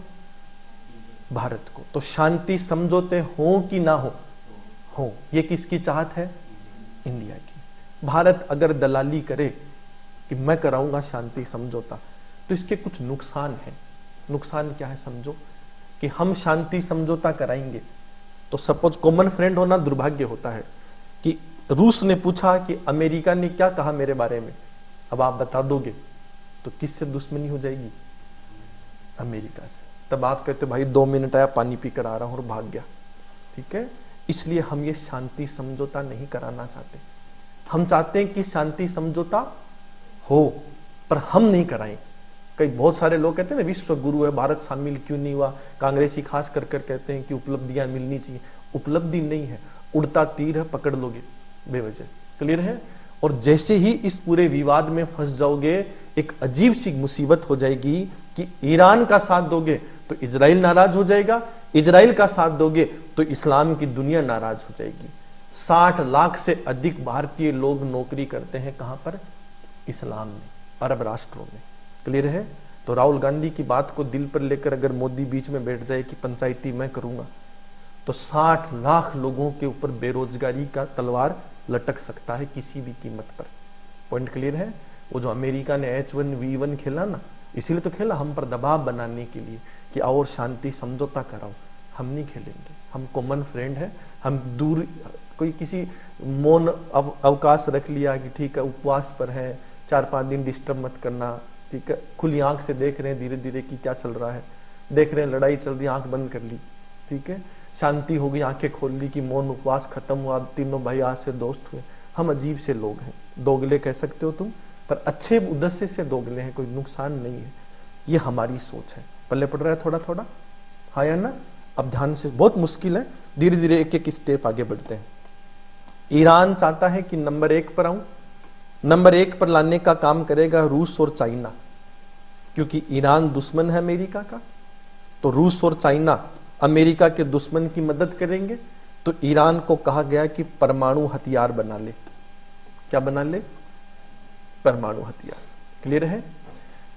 डिफेंस बजट, सेना वेना कोई काम नहीं आएगी अगर किसी के पास परमाणु बजट है तो परमाणु हथियार ईरान के पास होगा तो इस इस्लाम की दुनिया का सबसे बड़ा नेता कौन होगा? क्लियर है? और ईरान परमाणु का प्रयोग करेगा किस पर? इजराइल पर। इजराइल मिटेगा तो इस्लाम खुश होगा, ये सोच, ये प्लानिंग है, सपने हैं किसके? ईरान के। इस सपने से डर आता होगा किसको? इजराइल को। रात को नींद नहीं आती बेचारे को कि ईरान कह रहा है परमाणु परमाणु, तुरंत खड़ा हो जाता है कि मम्मी नींद नहीं आ रही। कारण कि ईरान क्या बना रहा है? परमाणु। तो मम्मी का नाम क्या है? अमेरिका। क्लियर है? मम्मी गोद में रखकर सुला रही बेटे को कि सो जा, घबरा मत, कुछ नहीं होगा। कह रहा ऐसे कैसे नहीं होगा, हो गया तो। क्लियर है?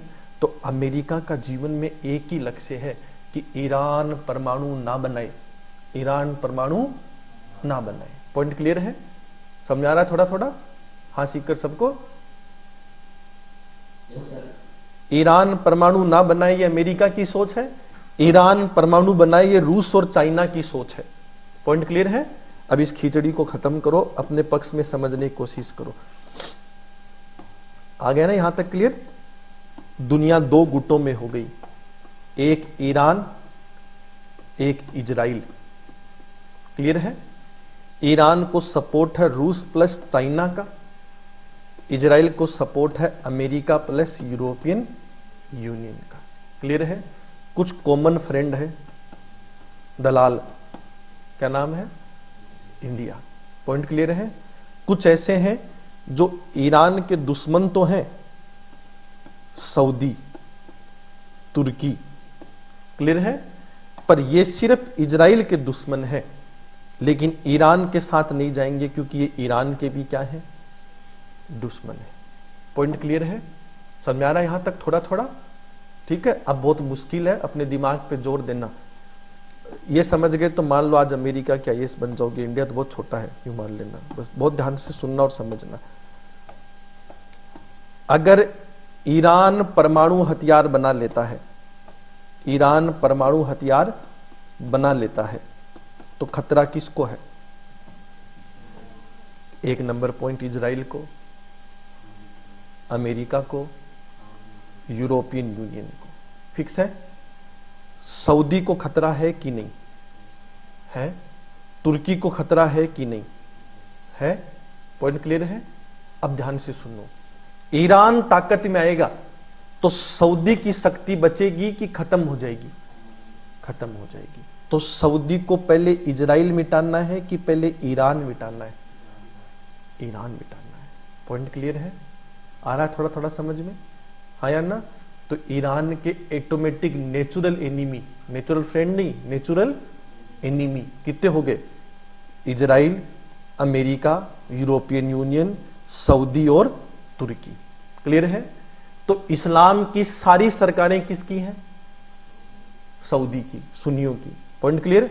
तो एक लाइन में दोबारा कह सकता हूं कि इस्लाम की सारी सरकारें दुश्मन है किसकी? ईरान की। क्लियर है? तो चक्रव्यूह में फंसा हुआ अभिमन्यु है कौन? ईरान।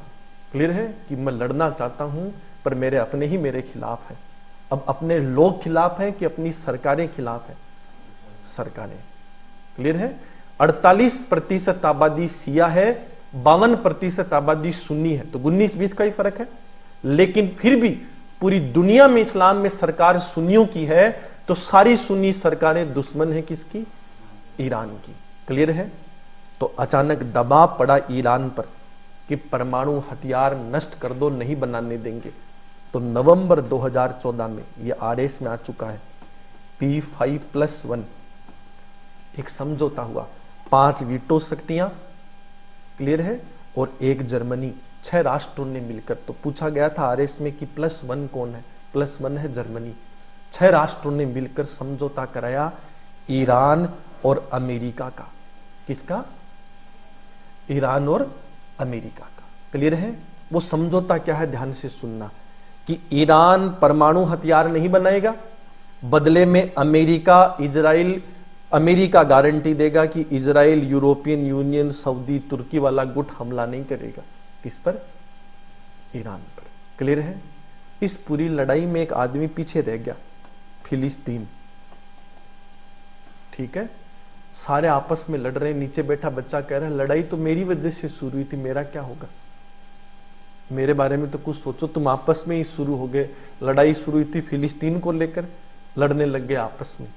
इसको कहा थोड़े दिन तो रुक, हम निपट लेते हैं। क्लियर है? अब सुनना ध्यान से और समझना। ईरान अगर परमाणु हथियार नहीं बनाएगा तो ईरान अपने भविष्य पर क्या कर रहा है? संकट पैदा। भाई मैं कह रहा हूं आईएएस की तैयारी तुम करो, बस ग्रेजुएशन नहीं करने दूंगा। Point clear? तो तुम दिन रात मेहनत कर रहे हो, 18-18 घंटे पढ़ रहे हो, पर बिना स्नातक पास किया बच्चा आईएएस के एग्जाम नहीं दे सकता, तो फिर क्या फायदा? Point clear? तो आज ईरान अगर परमाणु हथियार नहीं बनाएगा तो फिर ईरान का भविष्य खत्म है, हाँ या ना? तो ईरान चाहता है कि बाउंस बैक करूं। क्या करूं? बाउंस बैक, यानी कैसे भी कर कर वापस खुद को स्थापित करूं इस दुनिया में, ठीक है? पर इस बार दिमाग से करूं, दोगलापन जिसको कहें। और इजराइल चाहता है कि मिटा दूं किसको? इस मुसीबत को ही, कि आपस में लड़ी क्यों रहे। क्लियर है? तो ध्यान से सुनना और समझना। यहां एक तीसरे आदमी की एंट्री हो गई, सऊदी की। सऊदी की इस्लाम में इज्जत है, पर सऊदी इजराइल का दोस्त बन गया एक तरीके से, मजबूरी से, अमेरिका के दबाव में। इसलिए इस्लाम नाराज है किससे? सऊदी से। समझ आ रहा है? तो मैं कुछ चीजें पूछ रहा हूं, हाँ नाम में जवाब देना बस। यदि इजराइल और फिलिस्तीन की लड़ाई खत्म हो जाए, कैसे भी खत्म हो जाए, याद रखना, तो सऊदी को फायदा है कि नुकसान? हाँ सीकर बोलो।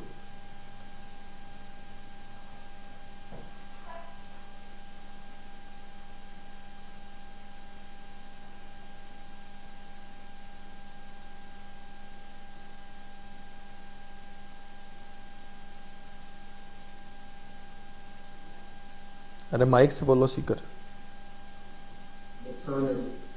कैसे?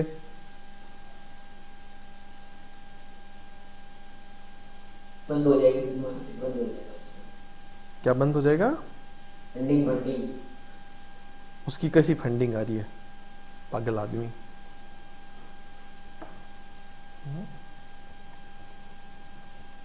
कुछ भी टिकाते रहते हो, गरीब उसका लिए थोड़ी शोषित करोगे। अरे इजराइल और फिलिस्तीन का मुद्दा खत्म हो जाएगा तो सऊदी को फायदा होगा कि नुकसान? फायदा।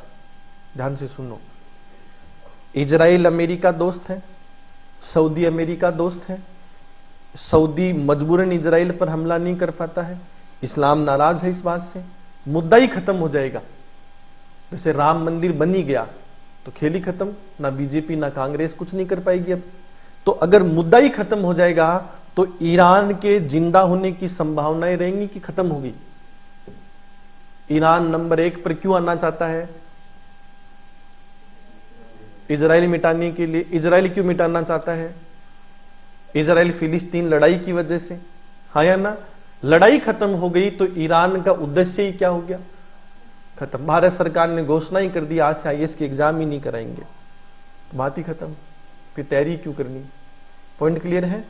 तो सऊदी चाहता है कि ऐसी घोषणा कर दे इजराइल कि मुद्दा ही खत्म हो गया। तो ध्यान से सुनना और समझना, हाँ मत बनना जबरदस्ती, नहीं समझ में मना कर देना, हो सकता है मैं झूठ बोल रहा हूं, ठीक है? लेकिन सऊदी, अगर इजराइल और फिलिस्तीन का मुद्दा खत्म हो जाता है तो सऊदी को फायदा है कि नुकसान? फायदा होगा। ईरान को फायदा है कि नुकसान? नुकसान। वेरी गुड, क्योंकि फिर भविष्य खत्म हो रहा है। तो ईरान चाहता है कि शांति समझौता हो कि ना हो? Very good. सऊदी चाहता है कि शांति समझौता हो कि ना हो? भारत चाहता है हो कि ना हो, पर मैं ना कराऊं। पॉइंट क्लियर है, हाँ या ना? अब ध्यान से सुनो और आगे बताओ। अमेरिका क्या चाहता है, कि हो कि ना हो? हो। Very good. अमेरिका, जो सऊदी चाहेगा वही अमेरिका चाहेगा, कि अमेरिका चाहता है कि शांति समझौता हो जाए, हाँ या ना? पॉइंट क्लियर है? रूस क्या चाहता है? ना हो। चाइना क्या चाहता है? ना हो। क्लियर है? उससे तो पूछ ही नहीं रहे जिसको दूल्हा बनना है कि शादी करनी है कि नहीं, तो दुनिया कर रही है। क्लियर है? अब ध्यान से सुनना, यहां से असल कहानी शुरू हुई है, अभी खत्म नहीं हुई, यहां से शुरू हुई है। पहले पढ़ा यहां तक, अब नहीं आया समझ में यहां तक तो पूछो, अब बहुत खत्म हो जाएगा। बस इंटरेस्टिंग भी है, तुम्हें समझ में भी आएगा अगर यहां तक आया है तो। हाँ वेरी गुड, ठीक है। सीकर और कोई जिसको पहले नहीं पढ़ा हो, मिक्स हो गया हो, बिना शर्माए पूछ लो, जेठ नहीं हो किसी का। हाँ बोलो।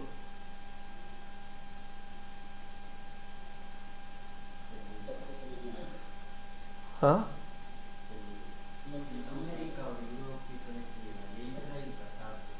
वो तो पहले दिन से ही वो स्वेज नहर पर कब्जा करने के लिए। स्वेज नहर क्या है कि लाल सागर, भूमध्य सागर, अभी ज्यादा फैला दोगे तो फैल जाएगी, नॉलेज टेस्ट मत लो।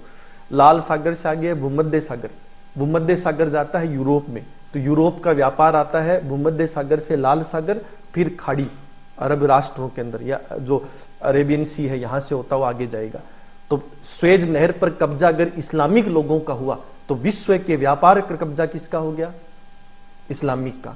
और अगर स्वेज नहर पर कब्जा अमेरिका के किसी एजेंट का हुआ, अमेरिका के किसी गुलाम का हुआ, तो फिर विश्व के बाजार पर कब्जा किसका? तो लाल सागर के उत्तरी भाग पर इजराइल है, दक्षिणी भाग पर जिबूती है। जिबूती में सेना है नाटो की यानी अमेरिका की, क्लियर है? जिबूती नाम का राष्ट्र है, बाकी अमेरिका की सेना वहां पर कब्जा कर बैठी है, ठीक है? तो दो टोल नाके हैं लाल सागर पर, एक एंट्री गेट पर, एक एग्जिट गेट पर। एंट्री गेट संभालता है इजराइल, इजराइल अमेरिका का गुलाम है, क्लियर है? पॉइंट क्लियर है? और एग्जिट गेट संभालता है कौन? जिबूती। पॉइंट क्लियर है? जिसमें अमेरिका खुद बैठा है। आई बात समझ में? तो ये तो शुरुआत से ही है, 1948 से ही दोस्त है इजराइल, अमेरिका, यूरोपियन यूनियन, ठीक है? उल्टा इजराइल को बसाए ब्रिटेन और फ्रांस ने था, गूगल करके पढ़ोगे ना तो संस्थापक राष्ट्र ही कौन है? ब्रिटेन और फ्रांस, ठीक है? यहां तक कोई आपत्ति हो तो बोलो, समझाऊं अब आ जाओ फिलिस्तीन पर। ये जो फिलिस्तीन है इसमें इस प्रकार इजराइल बन गया, तो एक तरफ है गाजा और एक तरफ है वेस्ट बैंक। ध्यान से सुनना और समझना, बस अब खत्म हो जाएगा। गाजा, और गाजा के अंदर एक पार्टी है जिसका नाम है हमास, जैसे बीजेपी है ना या कांग्रेस है, मतलब हमास टेररिस्ट ग्रुप है पर पहले पार्टी था, ठीक है? और वेस्ट बैंक जो है उसके अंदर एक पार्टी है जिसका नाम है फतेह है। क्या नाम है? फतेह। तो फिलिस्तीन के दो राजनीतिक दल हैं, एक फतेह है और दूसरी कौन? हमास। समझ में आ रहा है यहां तक? इस फतेह का सहस्थापक है यासीर अराफात, ठीक है? और इसमें कई आए, अभी रिसेंटली जो पद संभाल रहा था वो इस्माइल हानिया, जो यहाँ का प्रधानमंत्री बनना बाद में, ठीक है? पर इसमें कई तरीके के विवाद हैं, इस वाले को तुम दिल पे मत लो, बाकी को समझो। बाकी समझ में आया? अब इस पूरे पैटर्न को जब समझने की कोशिश करोगे तो अब वापस पुरानी बातें दिमाग में रखना, मैं समझा रहा हूं, गौर से समझना। इस इजराइल के ऊपर एक राष्ट्र है लेबनान, ये मिक्स है सारे। लेबनान के नीचे एक भाग है, बीच में एक भाग है, ऊपर एक भाग है। और लेबनान के ऊपर एक राष्ट्र है सीरिया, जो सिया है। जो क्या है? सिया। थोड़ा थोड़ा समझ में आ रहा है या नहीं? इसमें समझने का ये जानकारी है, ना कर दोगे तो भी हाँ ही है, ठीक है?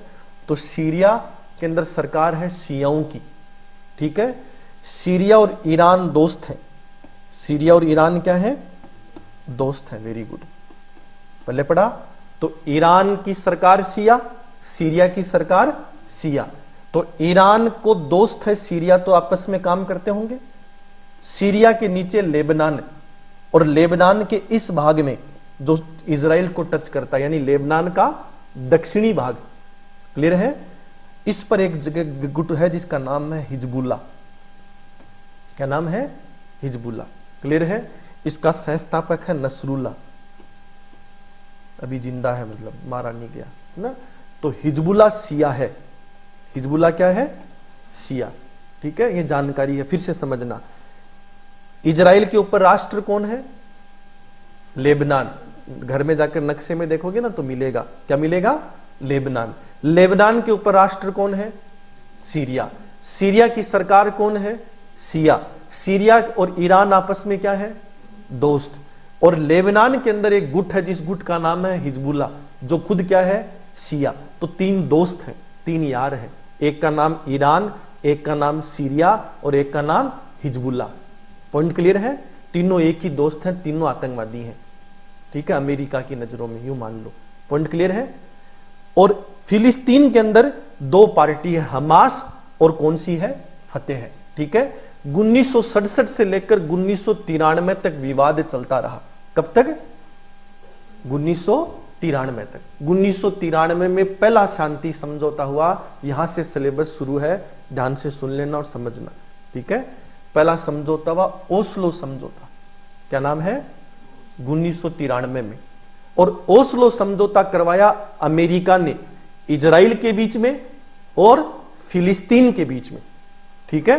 जो 2025 में ट्रंप ने कराया, ऐसा ही समझौता हुआ कौन सा, 1 तारीख 1993 में। समझौते का नाम ओस्लो समझौता, किस किस के बीच में, इजराइल और फिलिस्तीन के बीच में। Point clear. और उस समझौते में क्या हुआ, ध्यान से सुनो, फिलिस्तीन की मांग थी कि राष्ट्र मेरा है, क्लियर है। इजराइल की मांग थी कि था, अब नहीं है। पॉइंट क्लियर है। तो अमेरिका ने एक समझौता कराया कि इजराइल राष्ट्र रहेगा, इजराइल राष्ट्र रहेगा। पॉइंट 1, फिलिस्तीन राष्ट्र होगा कि नहीं होगा, इस पर चर्चा होगी। दूसरा नंबर पॉइंट ध्यान से सुन लेना, 1993 में एक समझौता हुआ कि इजराइल राष्ट्र है, फिलिस्तीन राष्ट्र है कि नहीं, इस पर चर्चा करेंगे। तुम सहमत हो क्या, क्लियर है। तो इजराइल ने हां भरी कि मैं सहमत हूं। समझ में आ रहा है यहां तक। फिलिस्तीन की तरफ से 2 लोग आए, फतेह पार्टी से यासीर अराफात और हमास से Ismail Haniyeh. Point clear. Ismail Haniyeh खड़ा हो गया और खड़ा होकर कहता है ना, मैं सहमत नहीं हूं और मैं इस बैठक का बहिष्कार करता हूं। Point clear. तो बचा कौन, यासीर अराफात यानी फतेह पार्टी, लेकिन पार्टी तो बची हुई है। तो 1993 में फिलिस्तीन की तरफ से समझौते पर साइन कर दिया फतेह पार्टी ने।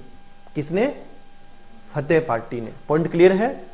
और हमास ने इनकार कर दिया कि हम इजराइल को राष्ट्र नहीं मानते, हम अंतिम लड़ाई लड़ेंगे किससे, इजराइल से। थोड़ा थोड़ा समझ में आ रहा है। पॉइंट क्लियर है। यह लड़ाई किसकी है, हमास की और इजराइल की, ठीक है। अब लड़ाई फिलिस्तीन और इजराइल की नहीं बची, क्योंकि फिलिस्तीन की तरफ से फतेह पार्टी ने साइन कर दिए कि मैं समझौता करने को तैयार हूं, क्लियर है। लेकिन हमास ने समझौता करने से क्या कर दिया, मना, ठीक है। और समझौता हुआ 1993 में। और समझौता क्या, ध्यान से सुन लेना, इजराइल राष्ट्र है, गोलियां नहीं चलेंगी यदि आप इस बात पे हां भरते हो तो हमास ने तो ना कर दिया कि गोलियां चलाओ चाहिए, इजराइल राष्ट्र नहीं है। लेकिन फतेह ने हां भर दी कि भाई इजराइल राष्ट्र है, हम पर गोलियां मत चलाना। पॉइंट क्लियर है।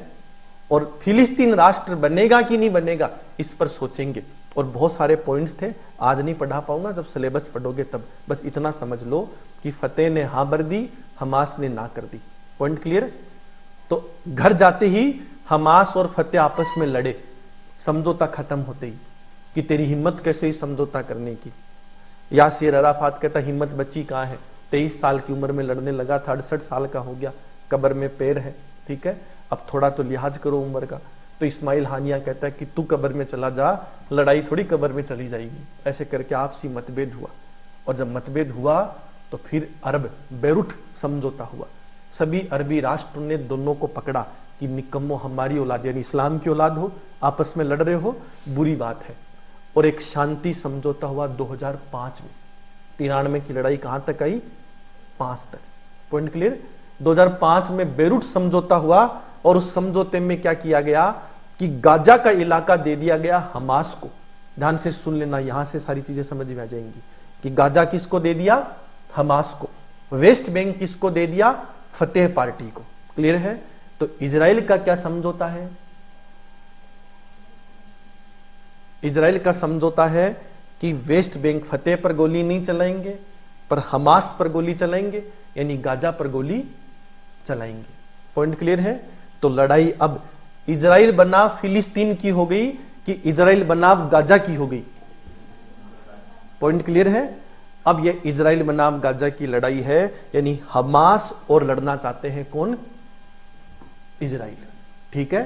तो 1993 में इजराइल के प्रधानमंत्री थे यतजीक रोबिन, उन्होंने समझौता कर लिया था।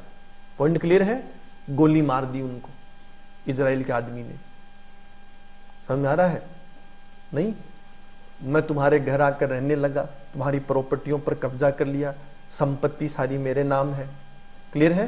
तुम्हारे बाप को मैंने कहा एक कमरा दे दूंगा रहने के लिए, तुम्हारे बाप ने हाँ भर दी कि हाँ ठीक है चलो मंजूर है, ठीक है। तुमने अपने ही बाप को गोली मार दी कि तेरी हिम्मत कैसी ऐसा समझौता करने की। पॉइंट क्लियर है। अब जब इजराइल के प्रधानमंत्री ने इतना सा ही तो समझौता किया था कि भाई फिलिस्तीन पर चिंतन करेंगे कि है कि नहीं, लेकिन इजराइल के लोग बेहद नाराज हैं, मारना चाहते हैं इनको। इसलिए इजराइल का प्रधानमंत्री, सरकार इस्लाम की दुश्मन है, क्योंकि एक आदमी दुश्मन है। पहले पढ़ा तो 1993 में समझौता तो हो गया, पर उस दिन से इजराइल की सरकार ने कसम खाई कि मिटा देंगे इस हमास को। क्लियर है? हमास ने कसम खाई मिटा देंगे किसको? इजराइल को। क्लियर है? अब ध्यान से सुनो, फिलिस्तीन यानी इजराइल का एक ही टारगेट बचा, किसको मिटाना? गाजा को। गाजा के इस तरफ है लाल सागर। पॉइंट क्लियर है? तो या तो मरो किस में जाकर? समुद्र में, और या मरो हमारी गोलियों से। क्लियर है? जनसंख्या घनत्व है लगभग 98,000। 1 किलोमीटर के इलाके में कितने लोग रहते हैं? 98,000। ठीक है, गूगल करके पढ़ोगे आत्मा मर जाएगी तुम्हारी। भारत में रहते हैं 350, जो दुनिया का मोस्ट पॉपुलेटेड स्टेट है, विश्व की सबसे बड़ी आबादी हमारी है, ये तो खुशी की बात है। अब आप सोचो, जब हम 1 किलोमीटर में 350 लोग रहते हैं, तो 1 किलोमीटर में 98,000 लोग यदि रह रहे होंगे, तो गाड़ियां आपस में टकरा रही होंगी कि आदमी आदमी। इस इलाके में अगर बम गिरेगा तो मौत होगी कि नहीं होगी? 200%। क्लियर है? अच्छा, आंख बंद करके डालता है ना इजराइल के इस तरफ फेंकूंगा आज, तो किसी भी तरफ फेंको तो खबर आएगी 800-900 आदमी उड़े। पॉइंट क्लियर है? बिल्डिंग पर बिल्डिंग है, क्योंकि जमीन कम है तो फ्लैट सिस्टम है, तो बिल्डिंग के निचले हिस्से को उड़ाओ, पूरी बिल्डिंग गिर जाएगी। तो यहां स्थिति बड़ी नाजुक है, मानवीय स्थिति दयनीय है। लोगों के पास एक ऑप्शन तो है, इजराइल की तरफ आओ, गोली खाओ, शहीद कहलाओ। दूसरा ऑप्शन है समुद्र में जाओ, डूबो, आत्महत्या करो। और तीसरा ऑप्शन है अल्लाह के लिए इंतजार करो कि फरिश्ते कब भेजे उठाने के लिए। वो फरिश्ते कौन भेज रहा है? इजराइल। क्लियर है? दुनिया इस मानवता के खिलाफ है कि गलत हो रहा है, और ये सही में गलत है। ठीक है, पर इजराइल कह रहा है तब तक करूंगा जब तक हानि भर देते कि इजराइल राष्ट्र है, हमास कोई स्थिति नहीं है, और अब फिलिस्तीन भी राष्ट्र नहीं बचा। फिलिस्तीन का फतेह कह रहा है कर दी मैंने, तो कहा तभी बचा हुआ है तू, इधर थोड़ी हमला कर रहे हैं। ठीक है, ये नहीं कर रहा। और हमास कह रहा मरते दम तक नहीं करूंगा। क्लियर है? क्योंकि दम बचाई कहां है, तो आपस में लड़ रहे हैं। अब आपके दिमाग में आएगा कि हमास कह रहा है ना, हमास को कह रहा है हिजबुल्ला कि भाई लड़, मैं तेरे साथ हूं। पॉइंट क्लियर है? हिजबुल्ला को पैसा दे रहा है सीरिया कि भाई को उकसा। क्लियर है? और सीरिया को पैसा दे रहा है कौन? ईरान, क्योंकि ईरान नहीं चाहता कि मुद्दा खत्म हो जाए। तो ईरान नहीं चाहता, तो ईरान सीरिया को उकसाता है कि मुद्दा खत्म ना हो जाए। सीरिया हिजबुल्ला को पैसा देती है कि मुद्दा खत्म ना हो जाए। हिजबुल्ला हमास को पैसा देती है कि मुद्दा खत्म ना हो जाए। पॉइंट क्लियर है? तो दुनिया शांति की राह पर थी। सऊदी, अमेरिका सब इजराइल के साथ मिलकर समझा रहे थे कि अब पुनर्स्थापित करने की आवश्यकता है, एक समझौता कर लेते हैं। एक विवाद और भी है, मैं नहीं कह रहा हूं, कई ऐसे मौलवी टाइप के लोग कहते हैं कि मक्का मदीना पवित्र स्थान है, अल अक्सा उसकी पवित्रता को 19-20 कर देती है। 19-20 करने का अर्थ क्या है कि भगवान राम सपोज करो अयोध्या में पैदा हुए, ठीक है, तो सालासर बालाजी की पूजा है, तो फिर कोई कह रहा हनुमान जी का मंदिर तिरुपति में है, ठीक है, कोई कह रहा सालासर में है। अब एक नया ही बना डाला अपन ने पटेल नगर में, ठीक है, तो गड़बड़ हो गई ना, तो कंपटीशन तो बढ़ रहा है। तो कुछ लोग कह रहे हैं कि सऊदी इसलिए भी अल अक्सा मस्जिद को छोड़ना चाहता है ताकि मक्का मदीना की पवित्रता बनी रहे, पर मैं इस पर सहमत नहीं हूं, अपना अपना सोच है सबकी। पॉइंट क्लियर है? क्योंकि अल अक्सा किसके कब्जे में रहेगी? इजराइल के, क्योंकि फिलिस्तीन के वेस्ट बैंक में है, इजराइल की हो जाएगी। तो फिर मक्का मदीना का व्यापार चलता रहेगा, अगर पवित्रता, धर्म, पर्यटन जो भी है वो चलता रहेगा, और इधर अल अक्सा इजराइल के कब्जे में चली जाएगी। इसलिए सऊदी और सऊदी का गुट चाहता है कि समझौता हो जाए, ईरान चाहता है कि समझौता ना हो। क्लियर है? तो एक दिन 2023 में अचानक कुछ हमास के लड़ाकों ने ताकतवर आक्रमण किया, और आक्रमण कर कर इजराइल के बहुत सारे लोगों को बंधक बना लिया। पॉइंट क्लियर है? और बंधक बनाकर अपने घरों में ले गए, और वहां से वीडियो रिलीज करने लगे उस इजराइल को जो कहता है कि एक नागरिक जिंदा चाहिए, उसकी किसी भी कीमत को चुकाने को तैयार हूं। तो इजराइल के प्रधानमंत्री पर दबाव बना कि अब क्या किया जाए। तो उसका इतिहास कहता है कि समझौता नहीं होगा, क्लियर है। और भविष्य की वर्तमान परिस्थितियां कह रही हैं कि झुकने में ही फायदा है। 2500 से अधिक इजरायलियों को एक प्रकार से क्या किया गया है कि अपहरण किया गया। ध्यान से सुनना और समझना। सन 2023 में, कब 23 में, अब क्या चल रही है 25, और 2500 सैनिकों को, लोगों को, आम आदमियों को कब्जा कर कर हमास ने अपने आप को ताकतवर माना, हिजबुल्लाह हथियार देता रहा, और उधर ईरान ने मिसाइल ने दाग दी इजराइल के ऊपर, और इजराइल और ईरान दूर बैठे मिसाइलों से लड़ रहे हैं एक दूसरे के खिलाफ। क्लियर है। तो इजराइल ने मुंह तोड़ जवाब देने का निर्णय लिया। एक तो इतिहास कहता है कि समझौता नहीं होगा, दूसरा वर्तमान परिस्थितियां अलग है। अमेरिका चाहता है कि इजराइल झुक जाए, क्लियर है। इसलिए इजराइल के अंदर प्रधानमंत्री के खिलाफ अभियान चलवा दिया अमेरिका ने ही। ध्यान से सुनना, गहरी राजनीति है, अमेरिका धोखेबाज राष्ट्र है, ठीक है। तो ऐसे में इजराइल के प्रधानमंत्री के खिलाफ इजराइल के लोग सड़कों पर आ गए कि हमें हमारे लोग जिंदा चाहिए, चाहे समझौता करो चाहे कुछ भी करो, क्लियर है। इजराइल का प्रधानमंत्री कह रहा है समझौता नहीं करूंगा, झुकूंगा नहीं किसी भी कीमत पर, क्लियर है। पुष्पाराज बन रहा था, ठीक है। और उधर जब लड़ाई चलती रही, उधर ईरान इजराइल की लड़ाई हो गई, हमास इजराइल की चल रही है। तो इजराइल ने निर्णय लिया कि क्यों न अब इस कहानी को अपने तरीके से खत्म किया जाए, कि मौका तो मिल ही चुका है, और जब तक दुनिया समझौता करे, दबाव बनाए, तब तक खेल खत्म किया जाए। तो इजराइल ने क्या किया, एक तरफ आक्रमण हिजबुल्लाह यानी उत्तरी भाग पर कर दिया, दूसरी तरफ अपने पूर्वी भाग हमास पर कर दिया, और एक तरफ ईरान पर कर दिया। पर संकट तब आया जब ईरान वो अभिमन्यु बना जो चक्रव्यूह भेद भी पाया, बहुत ताकतवर बना, और उसने बहुत लंबी प्लानिंग की है। 2014 से लेकर 2023 तक सड़कों पर जलील हुआ है ईरान, और ईरान ने बहुत मेहनत की। मेहनत किस चीज की समझना, जब घर जाके नक्शा पढ़ोगे या सिलेबस पढ़ाऊंगा तब पढ़ाऊंगा कि ईरान ने यमन की सरकार गिराकर शियाओं की सरकार ले आया। कतर की सरकार जो गुलाम हुआ करती थी वो ईरान की दोस्त हो गई, सऊदी की दुश्मन हो गई। बहरीन की सरकार जो सऊदी हुआ करती थी वो शिया हो गई। इराक की सरकार शिया हो गई, सीरिया की सरकार शिया हो गई, और एक शिया गुट इस पूरे इलाके में बढ़ने लगा। तब उल्टा हो गया, 48% लोगों वालों की सरकारों की संख्या क्या हो गई, बढ़ गई। तो फिर बढ़ गई तो ईरान और ईरान के दोस्तों ने मिलकर हमला करने की प्लानिंग की। तो यमन खड़ा किया गया, यमन सऊदी के नीचे है, और यमन के हुती समुदाय ने हमला कर दिया सऊदियों पर। तो सऊदी और यमन आपस में लड़ने लगे। यमन एजेंट है ईरान का, तो सऊदी और यमन लड़ते रहे। पॉइंट क्लियर है। उधर सीरिया को उकसाया, तो सीरिया और इराक ने मिलकर, हिजबुल्लाह ने मिलकर लेबनान के जरिए हमला कर दिया, किस पर, इजराइल पर। और इधर ईरान बैठा बैठा मिसाइल ने दाग रहा है, किस पर, इजराइल पर। इजराइल की एक खूबी थी, उस खूबी का नाम है आयरन डोम, कि हम पूर्णतः सुरक्षित हैं, कोई हम पर हमला नहीं कर सकता। एक दिन उस हमले में सेंध लग गई, वो आयरन डोम कंफ्यूज हो गया। क्लियर है।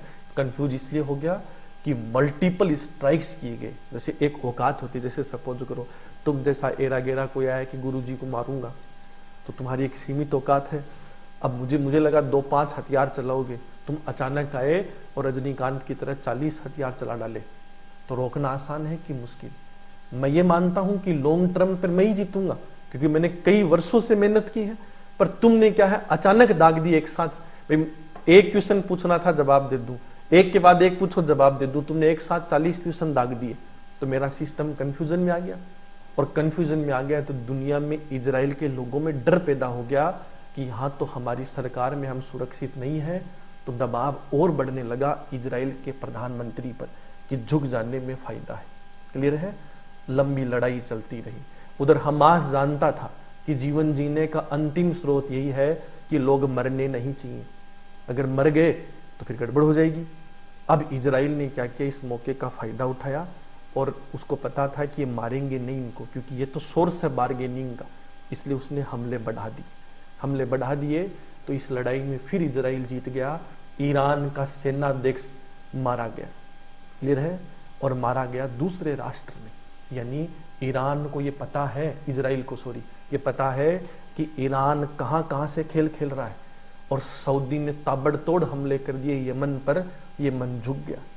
इराक के ऊपर हमले दाग दिए गए, ईरान झुक गया। और ऐसे में अचानक अमेरिका ने एक ड्रोन हमला किया और ईरान की उन पहाड़ियों पर हमला कर दिया जहां पर परमाणु हथियार और यूरेनियम का भंडार था। तो ईरान पूर्णतः नष्ट हो गया। अब ईरान के फिर से उठने की संभावना कई वर्षों पर चली गई, इसलिए ईरान बैकफुट पर आ गया। ईरान बैकफुट पर आ गया तो इराक सीरिया ऑटोमेटिक आ गए, और हिजबुल्लाह का नसरुल्ला जो है वो लापता हो गए। ठीक है, नसरुल्लाह के लापता होते ही हिजबुल्लाह कमजोर पड़ गया, और हिजबुल्लाह के कमजोर पड़ते ही हमास कमजोर पड़ गया। क्लियर है, पल्ले पड़ा। और हमास कमजोर पड़ते ही इजराइल हावी हो गया, अमेरिका हावी हो गया, सऊदी हावी हो गया। इसलिए 2025 में हमास, अमेरिका, इजराइल, सऊदी ने मिलकर एक समझौता कराया कि अब एक दूसरे पर गोलियां नहीं चलाएंगे, सभी बंदियों को रिहा कर दिया जाएगा। बदले में इजराइल कोई भी हमला अब नहीं करेगा, किसके ऊपर? हमास पर। क्लियर है, जीत तो इजराइल की हुई है, याद रखना। ऐसा नहीं है कि हमास जीता है, पर अब आगे इस मुद्दे का अंत नहीं हुआ है। अंत इसलिए नहीं हुआ है, या तो हमास झुक जाए कि आज से इजराइल राष्ट्र है, तब ये समझौता हो, और या फिर क्या है, हमास मिट जाए। तो ना तो मिटा और ना झुका। क्लियर है, इसलिए ऐसा हुआ। जैसे अभी नक्सल को लेकर एक मूवमेंट चल रहा है ना भारत सरकार में, कि हम 31 मार्च 2026 से पहले खत्म कर देंगे। तो भारत सरकार एक अजीब सी योजना लॉन्च की उन्होंने अभी, कि जो नक्सली हथियार के साथ आएगा उसको 40 लाख रुपए एक्स्ट्रा मिलेंगे। हथियार आता है 2.5 लाख का, समझा रहा है। जैसे एक बंदूक लाओगे तो 40 लाख रुपए एक्स्ट्रा देंगे। ठीक है, तो सारे नक्सलियों ने हथियार के साथ समर्पण किया। अभी 300 से अधिक नक्सलियों ने। तो भारत सरकार के 40 × 300 गए। पर ध्यान से समझो, हथियार अंदर से बाहर आ गया तो लड़ेंगे किससे? लसण से। जो अंदर बच गए नक्सली वो लड़ेंगे किससे? हथियार बाहर आ रहे हैं ना भाई। मैं कह रहा हूं कि तुम मेरे घर में आ जाओ, जीवन भर खाना दूंगा, 1-1 करोड़ रुपए इनाम दूंगा, बस शर्त है तुम्हारे घर पर जितना पैसा सोना चांदी रखा सब ले आना। ठीक है, अब वो था मुश्किल से 3 लाख का ही, मैंने तुमको 1 करोड़ दिए, तो 70 लाख, मान लो 97 लाख का नुकसान खाया है। पर ध्यान से समझो, जो घर के अंदर निवासी रह गए वो लड़ेंगे किससे? उनके आर्थिक सोर्स क्या है? कुछ भी नहीं। इसलिए हम तो रणनीतिक लड़ाई लड़ रहे हैं, वो सोच समझ कर। इजराइल ऐसा नहीं कर रहा। और हिडम्बा ने समर्पण कर दिया भारत सरकार के सामने, पर भारत सरकार ने समर्पण माना नहीं, जानबूझकर पहाड़ी पर ले गए और इनकाउंटर में ढेर कर दिया। क्योंकि ऐसे आदमी का समर्पण कराना हम नहीं चाहते जो पुनर्जीवन के जीवन के आड़ में देश में अराजकता फैला सके। सबसे बड़ा नक्सली था, सबसे खूंखार था, इसलिए मार डाला। क्लियर है। और ये जो दिल्ली में आंदोलन चले भी प्रदूषण को लेकर, और फिर हिडम्बा जिंदाबाद रहे, अब इनकी भी जमानत नहीं होगी, क्योंकि हम बहुत लोकतांत्रिक तरीके से डील कर रहे हैं। इजराइल ऐसा नहीं करता। इजराइल कह रहा नाम कैसे लिया हिडम्बा का, मार डालो। उनकी सोच अलग है। तो मुद्दा खत्म नहीं हुआ है, बस शांति समझौता हुआ है अमेरिका की मध्यस्थता से। उस समझौते में इतना हुआ है कि सभी युद्ध बंदियों को छोड़ दिया जाएगा, सैनिकों को छोड़ दिया जाएगा, एक दूसरे पर गोलीबारी नहीं होगी। पर आज भी हमास बनाम इजराइल की लड़ाई बची हुई है। बस इस लड़ाई में हारा कौन कौन है? ईरान, शिया गुट, हमास, हिजबुल्लाह। क्लियर है। इस्माइल हानिया की मौत हो चुकी है, यानी हमास के बड़े संस्थापक सारे मारे जा चुके हैं, कमांडर मारे जा चुके हैं। तो ऐसे में ये एक तरीके की पावरलेस स्टेट की तरफ चीजें खत्म होना क्या हो गई हैं शुरू। ठीक है, हमारे लिए सब खुशी की बात है। हम चाहते हैं कि जितना जल्दी ये निपटारा हो जाए उतना ही फायदा किसको है? भारत को। क्लियर है। ईरान के पास यूरेनियम का और गैस का भंडार है, समझ आ रहा है। ईरान लड़ाई बंद करेगा तो क्या बेचेगा? गैस और यूरेनियम। दुनिया में सबसे भूखे लोग गैस को लेकर, ऊर्जा को लेकर कौन है? भारत। क्लियर है। तो हमारा एक दोस्त जिसके पास भंडार है, ठीक है, तो हमारा नाम है गरीब रामलाल और हमारे दोस्त का नाम है अडानी अंबानी, तो ये तो दुर्भाग्य हमारा। तो हम चाहते हैं कि दोस्त कुछ पैसे हमारे मुंह पर फेंके दोस्ती के नाते, पर वो दोस्त फेंकेगा कब? जब इन लड़ाइयों से वो अपने आप को बाहर निकालेगा। इसलिए हम ईरान में शांति चाहते हैं। ऐसे अपने आप को ज़्यादा खुश नसीब मत समझना कि हम अच्छे लोग हैं, हम दुनिया में भलाई चाहते हैं। कोई भलाई नहीं चाहते, हम हमारा फायदा चाहते हैं। हम चाहते हैं कि ईरान में शांति आए ताकि भारत को फायदा हो। दुनिया का तेल का भंडार है सऊदी के पास, सऊदी अमेरिका की गुलामी में है और सऊदी अमेरिका की गुलामी से मुक्त होना चाहता है। क्लियर है? मुक्त होने का एक ही तरीका है कि सऊदी में लोकतंत्र आ जाए। क्लियर है? पर लोकतंत्र आएगा तो सऊदी के राजा की सरकार गिरेगी, हाँ या ना? तो सऊदी का राजा चाहता है कि अमेरिका का दोस्त बना रहूं, पर धीरे धीरे इसकी दोस्ती खत्म हो जाए, दुनिया का कोई दूसरा सबसे बड़ा लोकतांत्रिक राष्ट्र मेरा दोस्त बन जाए। उसका नाम क्या है? भारत। इसलिए सऊदी में ओबामा के बाद सबसे पहला नागरिक पुरस्कार ओबामा को मिला था और बाद में भारत के प्रधानमंत्री नरेंद्र मोदी को दिया गया। आज तक किसी को नहीं दिया गया है, दो कोई तेल लगाने के लिए। क्लियर है? ये नोबेल पुरस्कार, ये फलाने डिकड़े सब हथियार होते हैं डिप्लोमेसी में। और हम ऐसा क्यों कर रहे हैं कि सऊदी विजन 2030 एक उद्देश्य है कि सऊदी में सामाजिक, आर्थिक, राजनीतिक परिवर्तन होंगे। उस दस्तावेज को तैयार करने का काम किया है भारत के आईएसओ ने, भारत सरकार ने। और हम सऊदी में लोकतंत्र की स्थापना करने की कोशिश कर रहे हैं, उसमें उसकी मदद कर रहे हैं। सऊदी के क्राउन प्रिंस जो शेख सलमान है, उनको सत्ता में लाने की कोशिश कर रहे हैं ताकि वहीं का राजा, कल तक राजा था, वर्तमान समय में प्रधानमंत्री या राष्ट्रपति बन जाए और सऊदी हमेशा के लिए अमेरिका की गुलामी से क्या हो जाए? मुक्त हो जाए। फ्री में कर रहे होंगे, हमारी शकल पे नहीं लिखा ये सब, तो सब दान दक्षिणा के लिए कर रहे हैं। क्लियर है? वो दान दक्षिणा क्या है कि सऊदी की इकोनॉमी तेल पर टिकी है। तेल पैसा नहीं कमा रहा है क्योंकि renewable sources of energy develop हो चुके हैं। क्लियर है? ऊर्जा के नवीन स्रोत विकसित हो चुके हैं, गैस के भंडार दुनिया भर में पाए जाने लगे हैं। तो ऐसे में लोग तेल से शिफ्ट हो रहे हैं किस पर? गैस पर, रिन्यूएबल सोर्सेज ऑफ एनर्जी पर, solar energy, wind energy, hydro electricity energy, इन सब पर। तो फिर सऊदी के बाजार का मूल्य कम हो रहा है कि बढ़ रहा है? कम हो रहा है, पर उसके पास अथक पैसा है। तो उस पैसे को दो नई चीजों में, सऊदी में कुछ भी नहीं है अरब राष्ट्रों में, तो एक तो टूरिज्म, पर्यटन, तो नए नए कृत्रिम द्वीप बना रहे हैं, बिल्डिंगें बना रहे हैं, प्रॉपर्टी में निवेश करा रहे हैं। क्लियर है? और धार्मिक पर्यटन, विश्व के सबसे अधिक मुस्लिम इंडोनेशिया, बांग्लादेश और तीसरे नंबर पर हिंदुस्तान में है। तो हिंदुस्तान के 40 लोग अगर सऊदी में सड़क हादसे में मारे जाएं और भारत सरकार टिप्पणी भी ना करे कि कोई बात नहीं, जो हो गया सो हो गया, ठीक है? इसलिए क्योंकि अगर इस बात का मुद्दा उठाओगे तो सऊदी का पर्यटन गिरेगा, धार्मिक पर्यटन गिरेगा। और सऊदी का धार्मिक पर्यटन गिरा तो विटामिन एम गिरेगा किसका?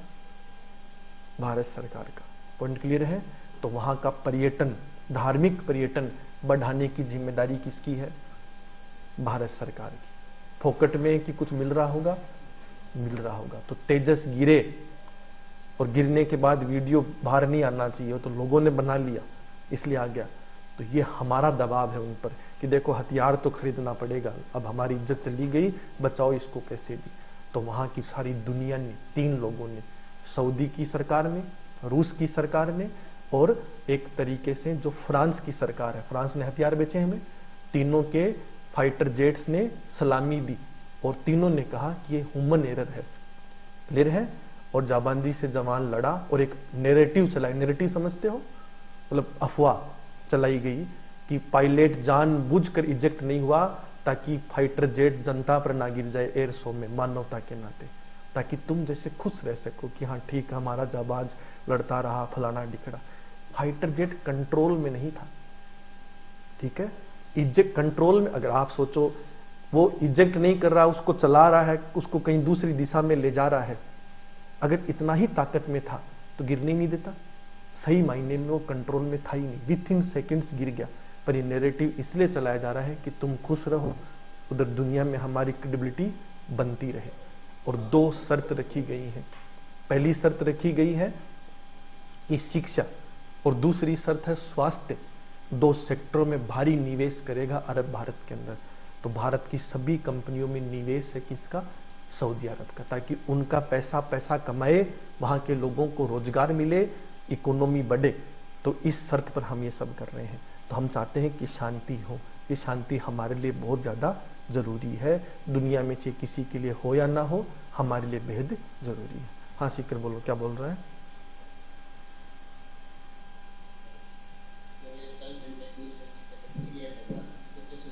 तेज बोल, क्या बोल रहा है?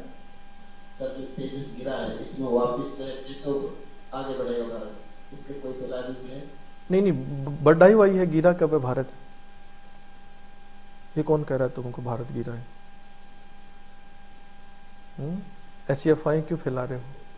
सर नेगेटिव फैल रहा है सोशल मीडिया। अरे सोशल मीडिया से देश नहीं चलता। सोशल मीडिया पे राहुल गांधी जीत रहा था, ठीक है। भरी क्लास में कुछ लोग जिद कर रहे थे बिहार में बहुमत से आएंगे, ठीक है। किधर गई बहुमत?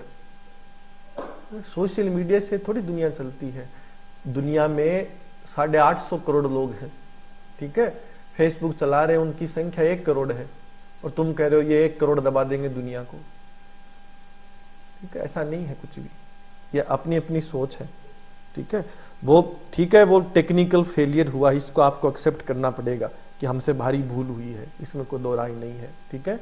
अब लेकिन उस भूल का खामियाजा तो एक तरीके से निकालना ही पड़ेगा कि ठीक है, दुनिया में जैसे डिमांड ऑर्डर आ जाएगा ना, जैसे तुम लोग अखबार नहीं पढ़ते हो तो आधी बातें तो मेरी तुमको अफवाह लगेंगी। हिंदुस्तान एरोनिक्स लिमिटेड कंपनी है जो ये बनाती है, ITI दूसरी डिफेंस कंपनी है, DCX सिस्टम तीसरी डिफेंस कंपनी है। कल दोनों को आप खुद सोचो कि हथियार गिरा है तो हथियार गिरने वाली कंपनियों के शेयर क्या होने चाहिए? गिरने चाहिए। कल ITI का शेयर 18% बढ़ा है, भारत इलेक्ट्रॉनिक्स लिमिटेड का शेयर 23% बढ़ा है, और आज दोनों को ऑर्डर रिलीज हो गए हैं दुनिया के अलग अलग राष्ट्रों से। कोई 6 करोड़ का दे रहा है, कोई 8 करोड़ का दे रहा है। तो अजीब सा है कि तेजस गिरा है, तेजस की दुकान पर ग्राहकों की संख्या बढ़ रही है, ठीक है, कि कोई बात नहीं, गिर गया और खरीदेंगे। तो ये दुनिया में डैमेज कंट्रोल ही है। पर ये ऐसे थोड़ी होता है, उनके ऊपर भी उन्होंने कुछ शर्तें रखी होंगी हम पर, वो हम पूरी कर रहे हैं, बदले में वो हमें पूरी कर रहे हैं।